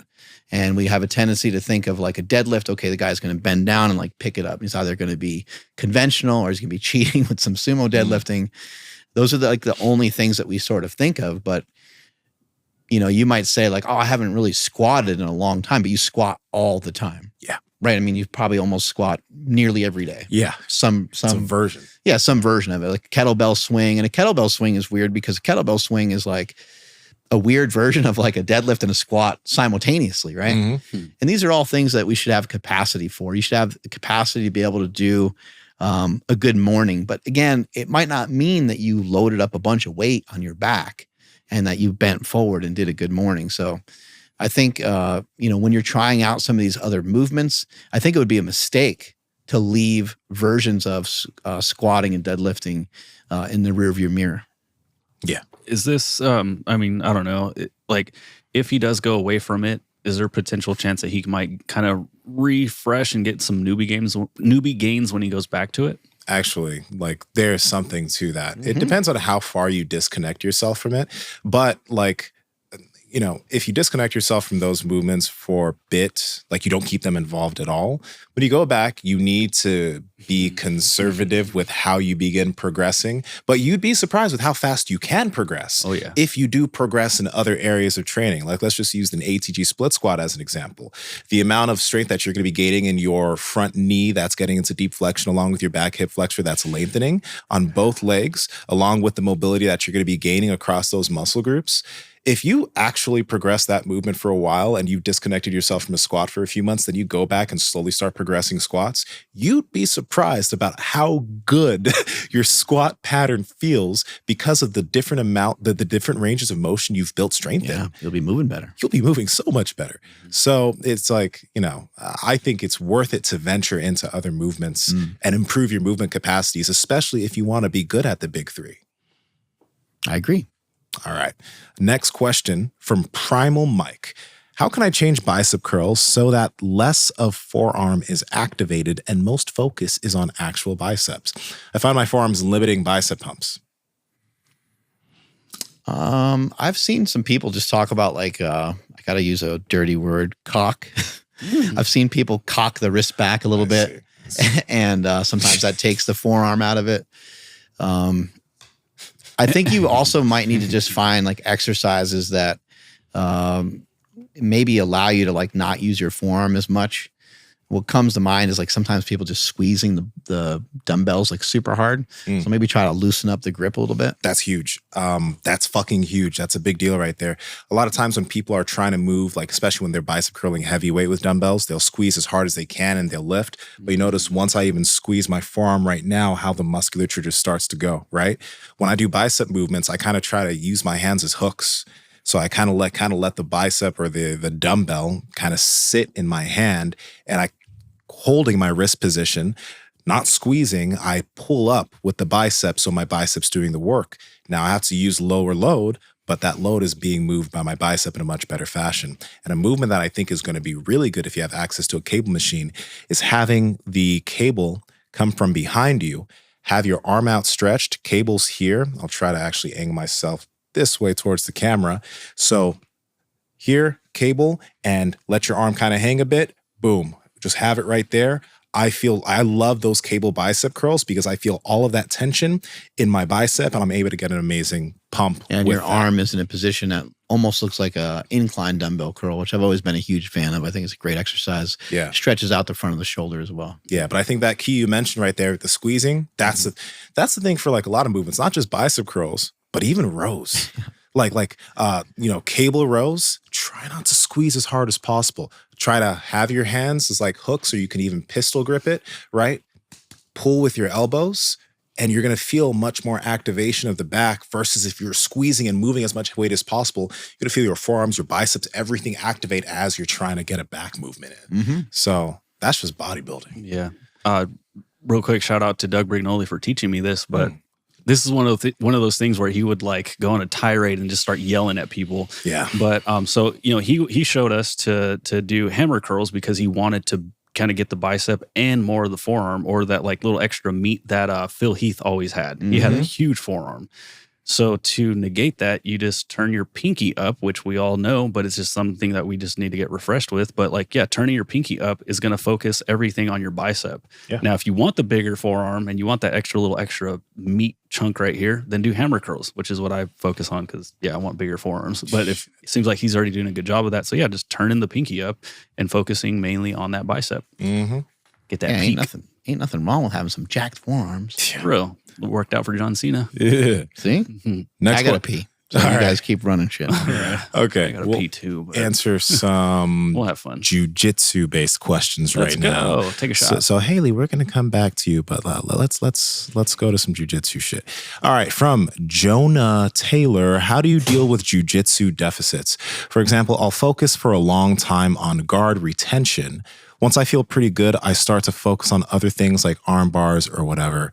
Then after after a while, my guard retention starts to fall off. Okay, cool. So Jonah, this is one of those things where it's like, I'm assuming you're a little bit newer to jiu-jitsu. And when you're newer to jiu-jitsu, what you're going to be focusing on initially is building out your game. You're building out your A game. You're building out the things that are going to become second nature to you.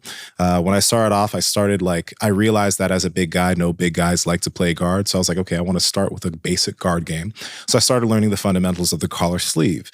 And then I played that so much that I got certain bread and butter movements from the collar sleeve that became things that I don't really need to think about, which then allowed me to, okay, I have these movements. Let me start focusing on maybe playing a bit of X guard or playing a bit of this other guard because my collar sleeve is always there for me, right? So then when I wouldn't say mastered because there's so many things I can get better with there. But when I've built a level of proficiency there where it's like I've got the 80-20 out of this, I've got the most out of this. Now I'm going to start to focus on something else in training, something that's a little bit more foreign to me. Let's say X guard is the example. And I had intentional training sessions where it's okay, today my goal is to get underneath my opponent's hips and use the X guard to sweep them and then go to submissions. And I'm going to use X guard through training this week. So I set up training weeks in that way, where this week I'm focused on close guard. This week I'm focused on collar sleeve, mastering certain things there. This week I'm focused on my X guard and doing things there. I'd personally switch things from week to week. But when you're newer, you need to build the A game first. You need to have that bread and butter guard, the bread and butter pass, the bread and butter submissions. You need to build a cohesive game that can work together. And then when you've built that, and it's like, that's your money, right? That it's causing almost everybody's like, oh shit, watch out for Jonah. His fucking X guard's nasty. Or watch out for Jonah. His half guard's nasty, right? Then you can start toying with other stuff. But the thing you don't want to do is you don't want to try to do everything and you have nothing that is remotely good and scares nobody, because then you're not even a jack of all trades. You're just someone that does a lot of shit that is ineffective. So figure out what you want your initial game to be, and then you can build off of there. Yeah, the only thing I can add to that, because I'm probably even less experienced than you, but is like I have my go-to headquarters position. When I'm in that position, I feel comfortable. When I try to explore anything around that, it gets pretty wonky. But what ends up happening is I go back to that position, and all of a sudden I'm at a deficit in that position. But it's sort of like muscle memory. I get it back way faster than it took me to learn it. So now I'm not really concerned with like moving away from anything that I would consider like my go-to moves, I guess I'll say. So I still trying to build out that game anyways. But yeah, if I go away from it, I know it'll be there for me, I don't know, a week or two later, because it's just going to take me less time to kind of recalibrate and get that back. I want to lastly add this in for all the grapplers in here, because I think it's important. It's something that Andrew has experienced recently, and it's something that I experience all the time. When you are drilling and working on something within training consistently for a long time, there comes a point where you literally feel like I am not getting better. I'm beating my head against this wall and drilling this shit and nothing's fucking working and it's fucking not working at all. That's the time where you want to take a few days off of jiu-jitsu. Maybe you take a week off of jiu-jitsu. I know. Wild, crazy. But the thing that ends up happening, and all experienced grapplers know this, what ends up happening is that week you took off, your brain is wrapping things up and making things nice and putting the things together that you've been trying to beat your head against the whole time you've been training consistently. And when you come back to the mats, magically, holy shit, you're getting into positions that never worked. You're doing things that you haven't done before. And it's because instead of just trying to grind through everyday Pohada, I'm going to keep coming in, you just went off and did something else. Maybe you trained in the gym for a little bit, or you had a little bit of break, and you came got back. Some sleep. You got a little bit extra sleep, but you gave your brain and body the time to put the things you've been working on together, and then you come back better. So I take breaks every now and then, especially if I've been really drilling something hard, and then I'm like, okay, it's not going to do me any good to keep this up. Instead of just switching to something else, I'll legit just take a few days off the mat. I won't train for 4 or 5 days. I'll do something else in the gym or whatever, and I come back and boom, shit clicks. It's like magic. Yeah, you clear out the cache, and then you also like just make more hard drive space. Hell yeah, yes. We had, you can't. It just there's no more room for shit. Yeah. We had Mark Allen on the podcast, and he just like would disappear. Right, He would run. He would do all these triathlons, do all this training, and he'd be training with a group and all this stuff, and then he would just disappear for a week, sometimes 2 weeks. and he would show up on game day and kick everyone's ass. People were like, "Oh." He would practice on his alter ego with that voice and that face. Oh yeah, that was scary. That shit was Chris Rock. He was channeling Chris Rock. If we think about that Mark Allen podcast, he was like, "Yeah, he was doing a Chris Rock thing. I don't know people in the house. Oh yes. When you do something, like he was talking like Chris Rock. Kind of was. Amazing. Yeah, he's great. Check out that podcast. That was great. All right, Project Family, it's time to step up your barefoot shoe game. Now, we talk about foot health all the time on the podcast, but the winter months are coming, and Vivo's come out with some slick boots. These are their Gobi boots, and they have different colors on their website. Now, these have a wide toe box. They are flat, and they are flexible, and they are stylish and sexy as boots. But obviously, Vivo is awesome because they not only have boots and casual shoes like their Novus right here, which again, wide, flat, flexible so that your foot can do what it needs to do within the shoe, and you're getting the benefit of having your feet improve while you're walking around in shoes. But they also have shoes for the gym, like their Modus, again, flat, flexible, wide toe box, along with their Primus Light 3s and all the classics that you know. They also have shoes for running and trail running on their website. So again, for all barefoot type shoes, Vivo is your one-stop shop for pretty much all the types of kicks you need. Andrew, how can they get it? Yes, you guys got to head over to vivobarefoot.com/powerproject. There you guys will see a code at the top. Make sure you guys enter that code and you'll save 15% off your order. Again, vivobarefoot.com/powerproject. Links in the description as well as the podcast show notes. Next question is from Haley Neal. I have sciatic pain that flares up when I run. I'm a 145-pound person and can deadlift more than my body weight. Does this pain mean my back is a weak area? Damn. No, it certainly doesn't mean that your back is weak. Sciatic pain is like kind of a nerve impingement.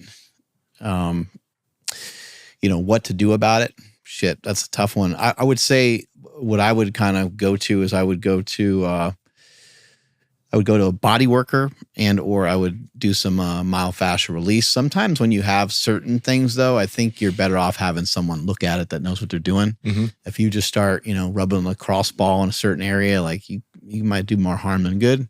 So if it's pretty bad, then I would go see somebody, try to find a local body worker. Yeah, I fully agree with that. I do think, though, Mark has mentioned the FP online course thing. I think that'd be a good thing for a lot of people to check out. Now, this is the thing. So the FP has its online course stuff, but there's also Becoming a Supple Leopard by Kelly Starrett, which has so many different myofascial release Lots maneuvers. Of pictures and everything too, yeah. Right? So it'll have different things that you can deal with your glute, your IT band, your hamstring, your quads, your hip flexors, and you can start building the habit and messing around with that stuff. And that's one book. So I'd suggest starting to mess around with that, but you need to find somebody that can work with you in person for sure. For sure. All right. We got something fun from Dom Sornberger. I'm starting TRT due to low levels under my doctor's supervision. Been training naturally for 9 years. I've slowly been cutting over the last 6 months, losing about 1 pound a week. Still have a few pounds to lose. Should I up my calories while on TRT, or should I keep cutting a few more weeks, then up my calories? What are your thoughts?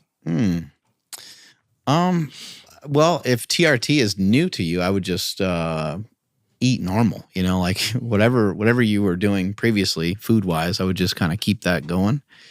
I wouldn't really make any changes. I don't think there's any reason to be in like a caloric deficit necessarily. So I would just, if you have been in a caloric deficit for a little while, I'd maybe just bring the calories back to like maintenance. Okay. Yeah, it just sounds like because I've read forums and stuff, and they're like, oh, like when you start blasting, that's when you can just eat a bunch because you're gonna make all the gains and the progress, and it's like newbie gains all over again. So it sounds like maybe there's a little bit of that, but yeah, I don't know. I don't have too much to add to that other than what you said, Mark. Yeah, I mean, performance enhancement, or TRT it's going to allow you to acquire a little bit more muscle mass, but when I say like a little bit, I'm saying like a little bit. Like if you are taking dosages that just put you in like high normal ranges, you might gain 3 to 5 pounds over the next couple months or something like that. What about his like workouts? Do you think maybe anything should change there, like the intensity, frequency, or just keep doing what he's doing? No, I think if he just continued on with what he's doing, then he could see, what the TRT treatment is doing. Do you believe that there might be like a little period of like newbie gains when you start taking just TRT? Yeah, I think so, but I think it's small. I mean, you have more experience with that than I do, because I never, I was actually talking to my wife the other day. I'm like, I never started to take steroids to be on TRT.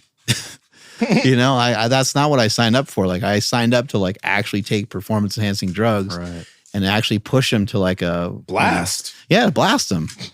Exactly. And so I don't have that experience. My experience was like the first time I did steroids, I was on a cycle, and it had a profound impact. Gained like 20 pounds. Nice. Yeah. In like 12 weeks or something like that. The only thing I would say is it just like you just feel better. So like the workouts feel better. Mm-hmm. You're more accepting of healthier foods, that you don't have to like worry about the yumminess of it so much all of a sudden. I don't know. It just puts you in a better mood. So yeah, I'd say just keep doing what you're doing, and you're going to enjoy it way more.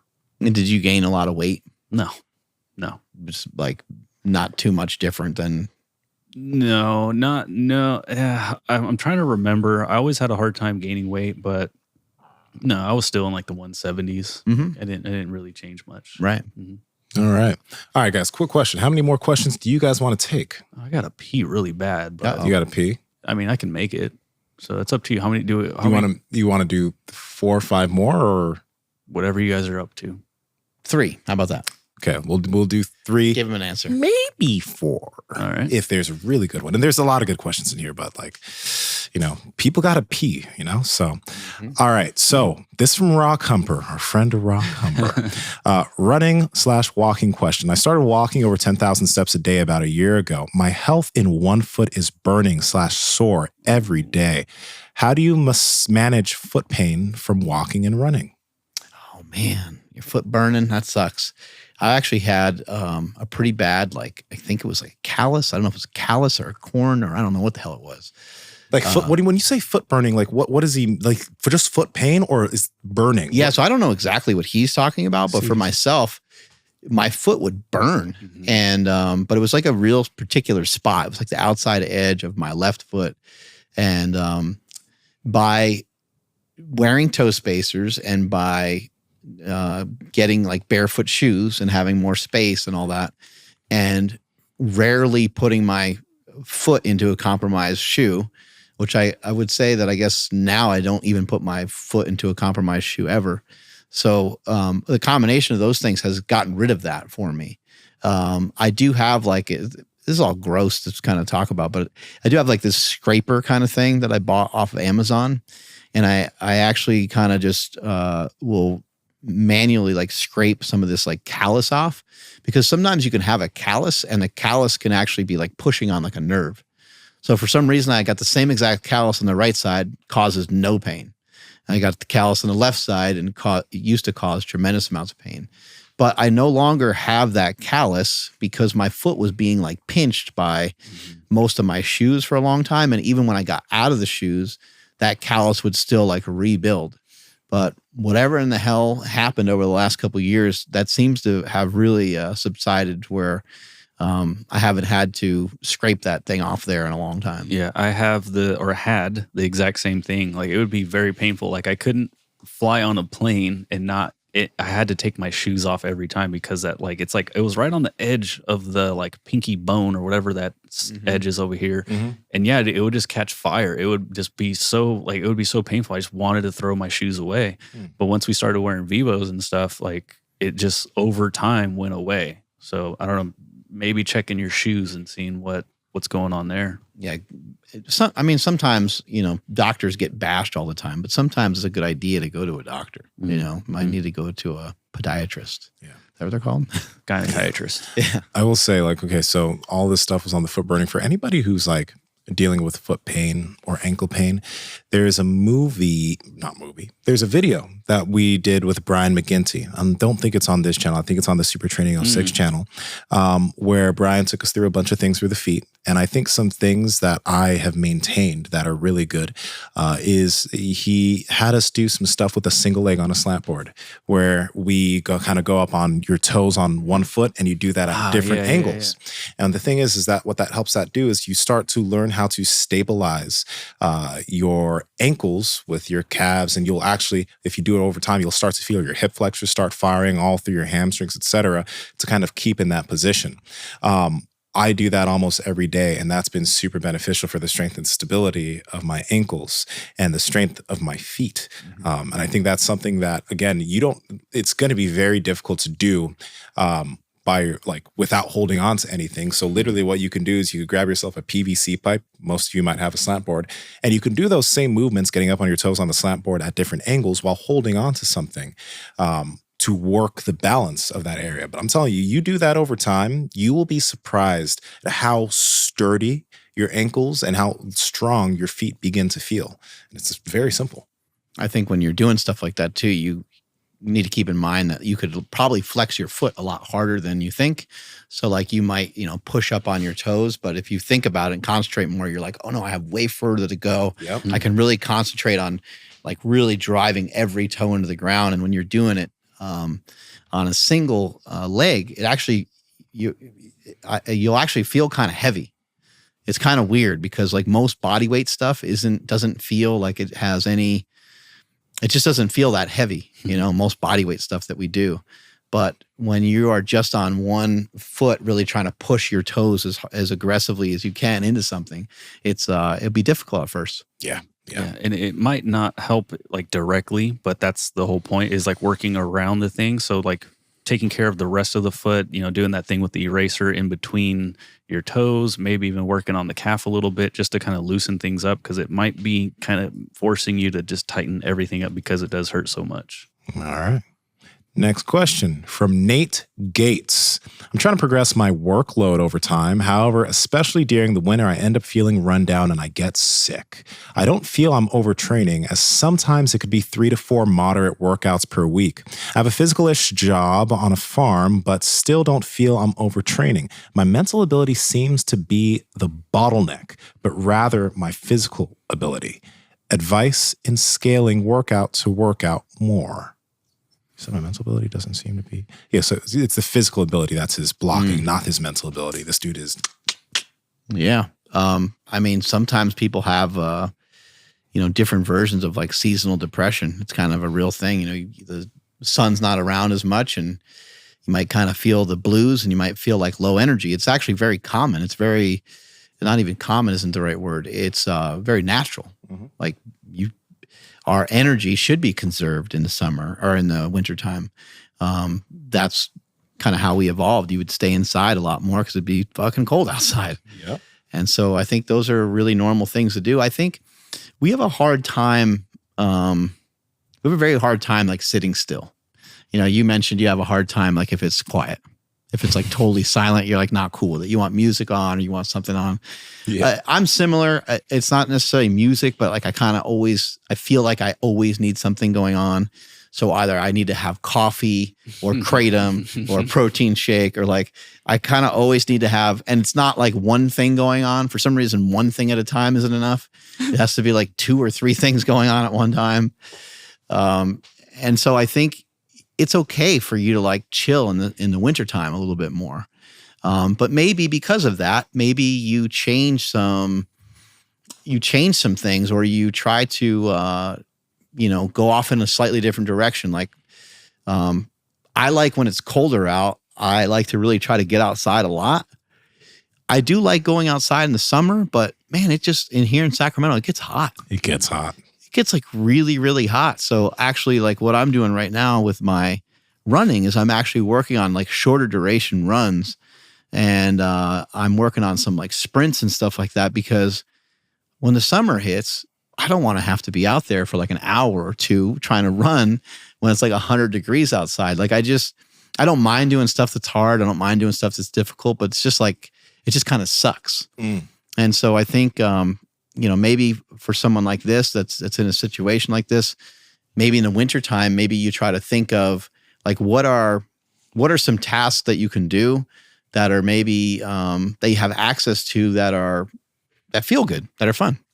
Okay. Yes, I fully agree with that. I think what you need to try to do, and this is kind of how I handle progressing everything, is figure out a way to zone 2 what you're doing. And the reason why I'm using that phrase zone 2 it is because zone 2 cardio is typically the cardio amount that like people are like, you can go forever, right? It's just under that threshold where like you have to stop, right? Obviously, there are certain times when it's good to push past that to see what you're able to do. But to make long-term progress with a lot of things, you usually, whether it's lifting, you want to be working within, a percentage that like you can do smoothly and you can slowly increase over time. You don't want to be working at 90% all the time. So I'm going to use sprinting as an example, because sprinting is something that I started adding in. And the first time I sprinted, I was like, fuck, I'm so beat up. But it's because I was literally going way faster than my body was ready for. I wasn't able to be smooth. So I needed to literally slow down my intensity of sprinting so that I could sprint kind of with a relaxed face, kind of letting my body be loose. And then over time, I was able to sprint faster and with more vigor and more violently without it beating my body up. That's what I'm able to do now. So I'm sprinting 3 to 4 times a week, but my body doesn't feel up because the intensity of those sprints is just at the spot where my face is relaxed, my body's relaxed, and I can just put the power through my body without it feeling horrible. But if I was sprinting at 100%, I'd probably be wrecked for the week. Right. So like this goes with anything, whether it's jump rope, whether it's sprinting, whether it's lifting, what jujitsu, and jujitsu is different because there's a level of skill you got to build. But like you want to figure out how much of this can I do that I'm gaining progress, I'm getting better, my skill is improving, but it's not wrecking me so much that I can't do it again tomorrow or the next day. Figure that out, work that, and improve that over time. And then you'll notice your workload magically increases because you're more efficient. Aside from like a few super long runs that I've done, have you guys really seen me do in the last 2 years? Have you seen me do something where you're like, oh man, your average person could never do that? Like where I'm doing stuff in the gym? No. Right. No. And I'd say the same is true with you. Like I think people, maybe they think they would come. Now, occasionally I'll go and I'll pick up, like we have a heavier kettlebell. It's 200 pounds. I mean, it's not insanely heavy. But I do some stuff here and there. I bench pressed 315 the other day for some reps, but it was with a slingshot on and stuff. So I do handle like a certain amount of weight here and there, just like you go and do jujitsu and you do it at a level that somebody needs to develop a skill set to be able to do that over the course of many, many years, most likely. But my point here is that we kind of we brush up against a lot of stuff. And I think for you brush up against like a really wide base of a lot of different things. And so like how high is the intensity? I know that occasionally you do intense stuff, and I know that sprinting might be done at a certain intensity where someone else would have a difficulty maybe keeping up with you or maybe having the same heart rate. But they would be able to do the exact same workout very easily because you're at 80%. Yes. Or you're sometimes at 70%.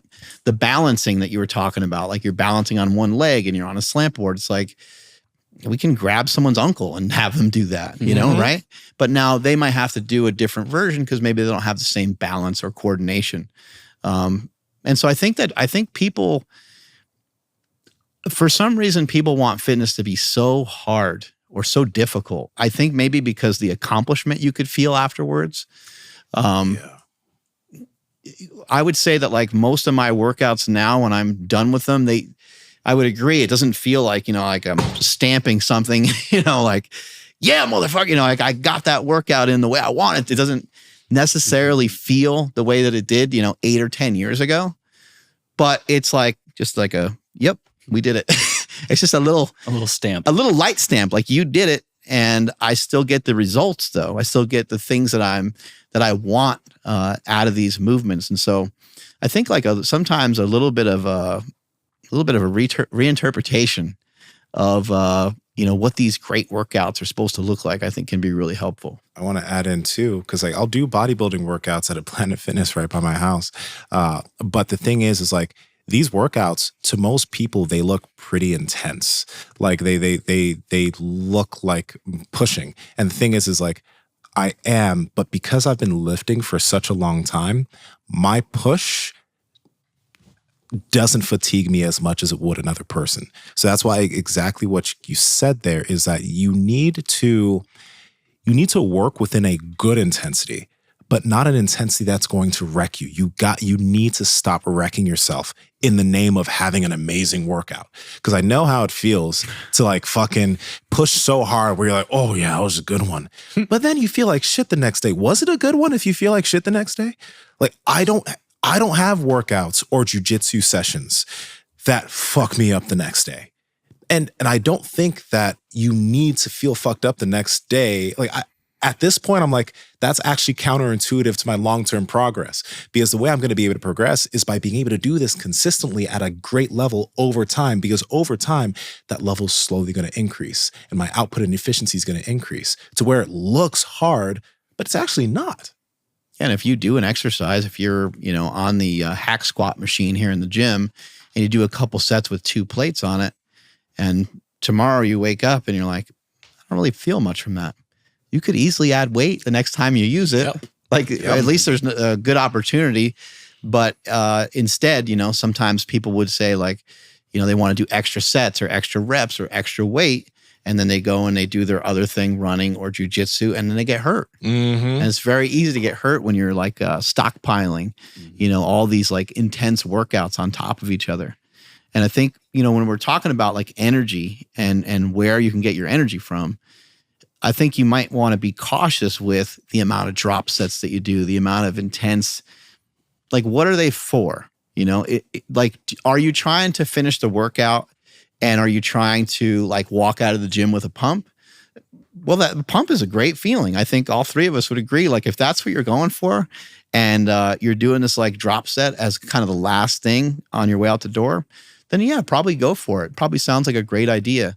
But should you be doing a drop set on 3 different exercises, 4 different times, in the course of the workouts? Like that sounds like way too much. You want to just try to back off of some of that stuff so you can do this stuff consistently. And I think so many people suffer from this where they're trying to like dig deep for motivation and trying to figure out why they're not motivated. But we know because of all the people that we talk to, and we've been in this space for a long time, that people are cutting calories. They're not sleeping. They're trying to get leaner and stronger at the same time. Does this sound familiar? Right? Mm-hmm. And then they're like, man, I'm bummed out. I'm in a slump. It's like, well, we could take the most dedicated person in the world. We could say it's Chris Bumstead. Let's just say he's the most dedicated lifter in the world at the moment, right? If we put him in a similar scenario, he's going to start to feel like shit too. And he's going to be like, I don't want to go to the gym.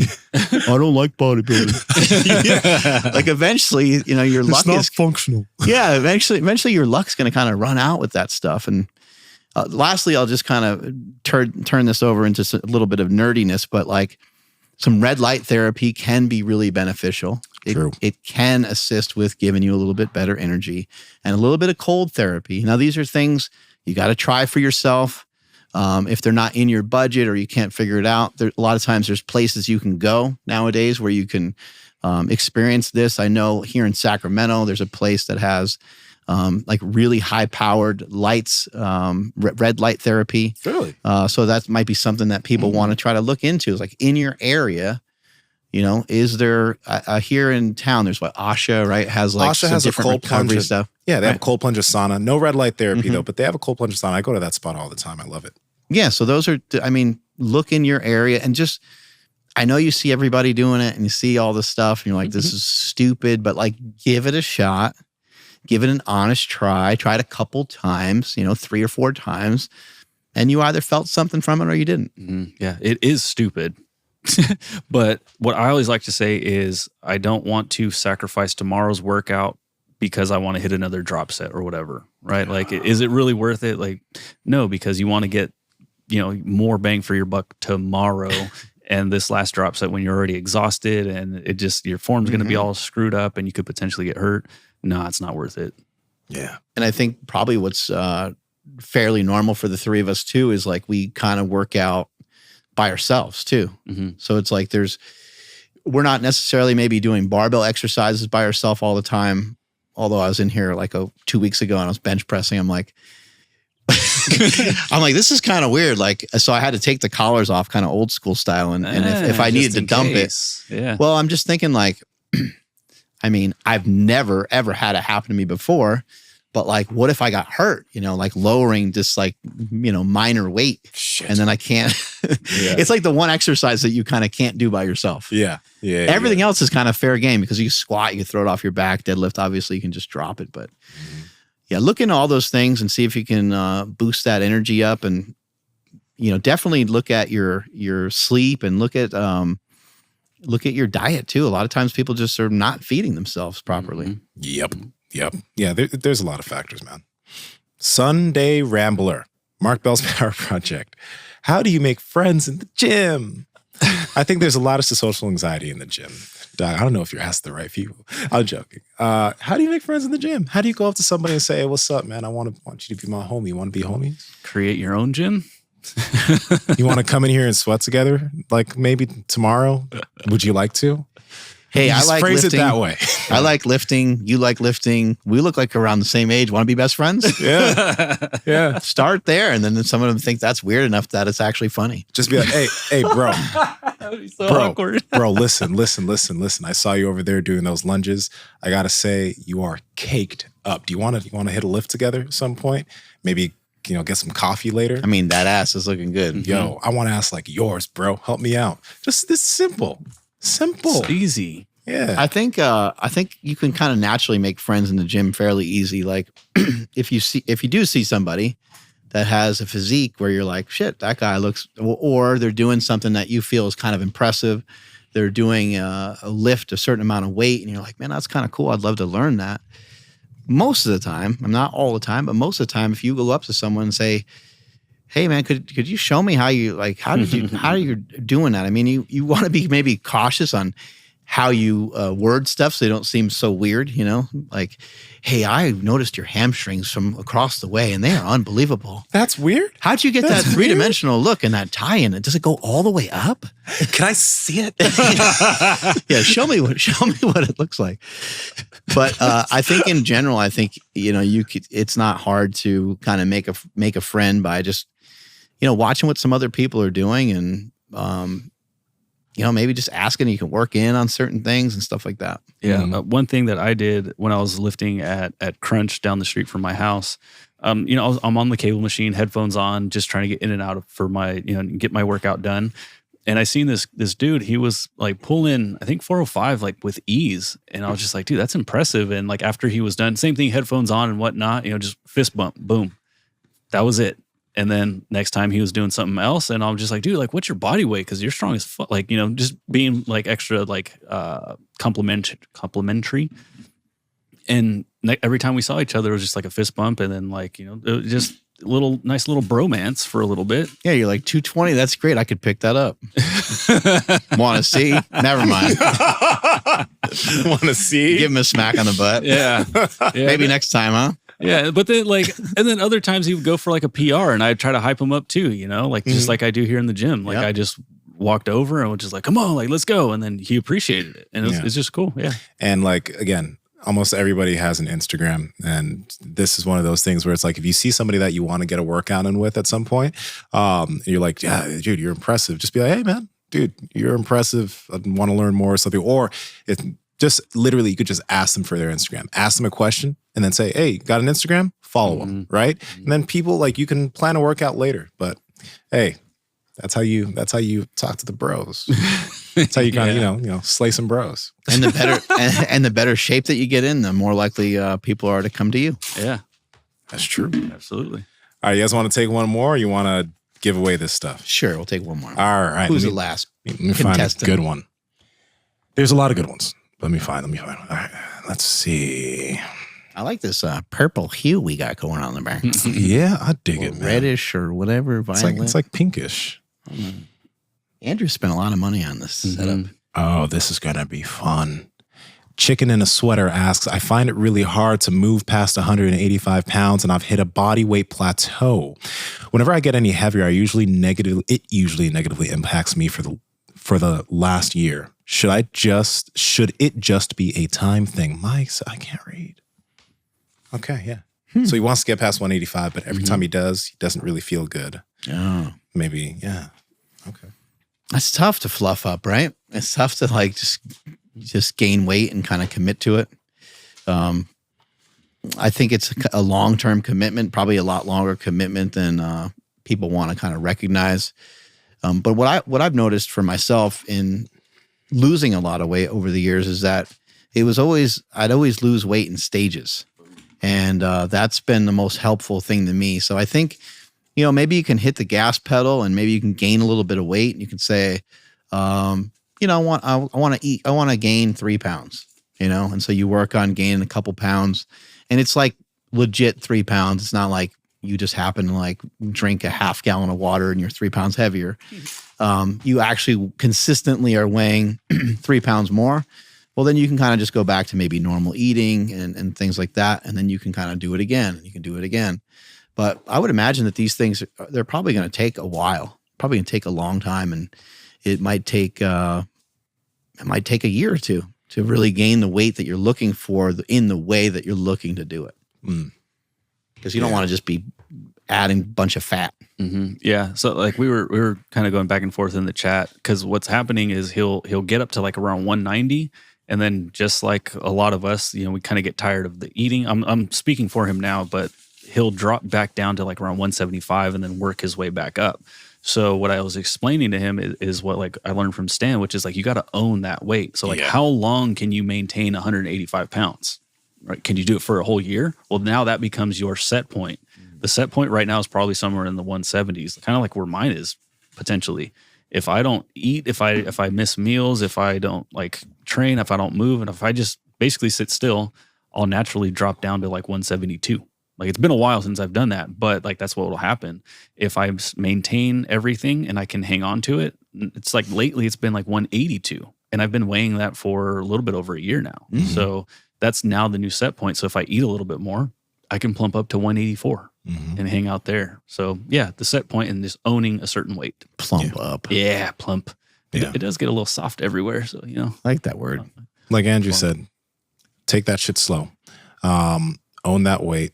And when you feel like you want to eat more, try to just eat way more protein.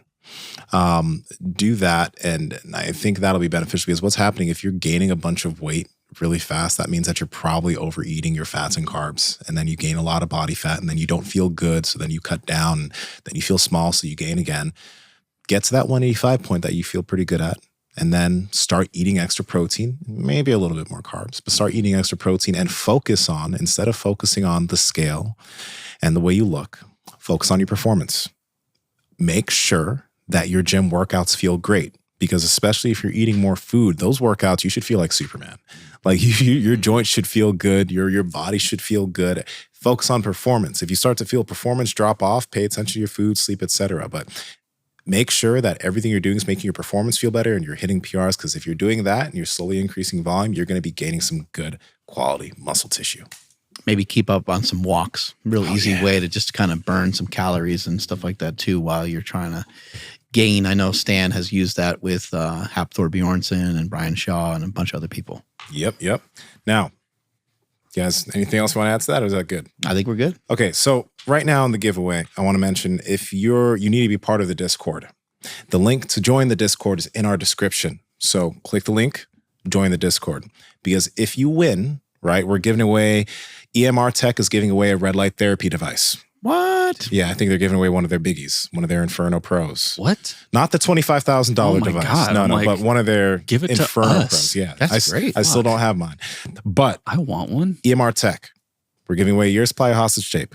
We're giving away some Vivo barefoot shoes, some supplements from Within You, and Joy Mode. You want better boners? Have some citrulline, malate. No. And the cool thing is that with everything in Joy Mode, it's literally all natural. There's L-citrulline, vitamin C, arginine, Panax ginseng root. Like these things are just going to enhance your ability to produce nitric oxide and have a harder dick. And it's not going to you're not going to have any side effects because it's natural shit. We'll show you next time. Yeah. We'll put it on camera. We'll all put them on camera so you can see. We'll blur it out. So YouTube won't ban us for that. But listen, join the Discord because last time in our last giveaway, I dropped the ball. I lost the list of people that won. So you're not getting your shit. But right now, you're going to get your shit. It all got sent to your house? Yeah. Join the Discord. If you win, message me on Discord. Send me your email address, your physical address, and your full name. That's all we'll need. Okay? Okay. I won't lose this list, guys. So yeah, we'll have to give it straight to Eric. Oh, yeah. don't worry. I'll take a picture of it. I won't lose it. Mark, who's our first winner? What are they winning first? What are they winning? Well, if it's gunpowder tea, I can't. How about give some hostage from tape. just Within You brand? All right. First winner is going to win a gift card to Within You brand. Jonas Doll. Nice. All right. Let me write this down first. Jonas Doll. Jiu-jitsu question. Make sure you join the Discord. Message me email address, physical address, and your full name. Within You. Get that steak shake.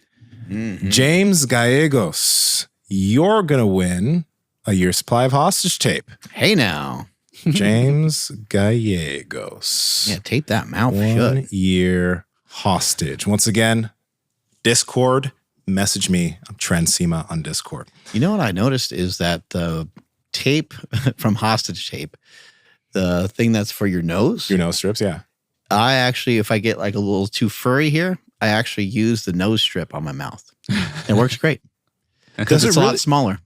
So do you tape? Oh, do you do so it this way or do you do it this way? This way. Just gets the lips only. Yeah, it's only right there. Interesting. I gotta try that out. Yeah, it worked pretty good. Okay. That's a cool hack. All right, this next winner is going to win. Well, it can't be a female. So joy mode, and if you're a woman, then it'll be I don't think we'll send it to your boyfriend. chicken in the shower. Maybe it's helpful for women too because it does help blood flow. And when Just send having it to their boyfriend or husband, or boyfriend and husband. chicken in the shower, we're going to send you some joy mode. Nice. Chicken in the shower. In a shower. Choking the chicken in the shower. Also, people, please make sure that you message me your username that you have here on YouTube so that we know you won. All right, joy mode. This next winner is going to win that panel from EMR Tech.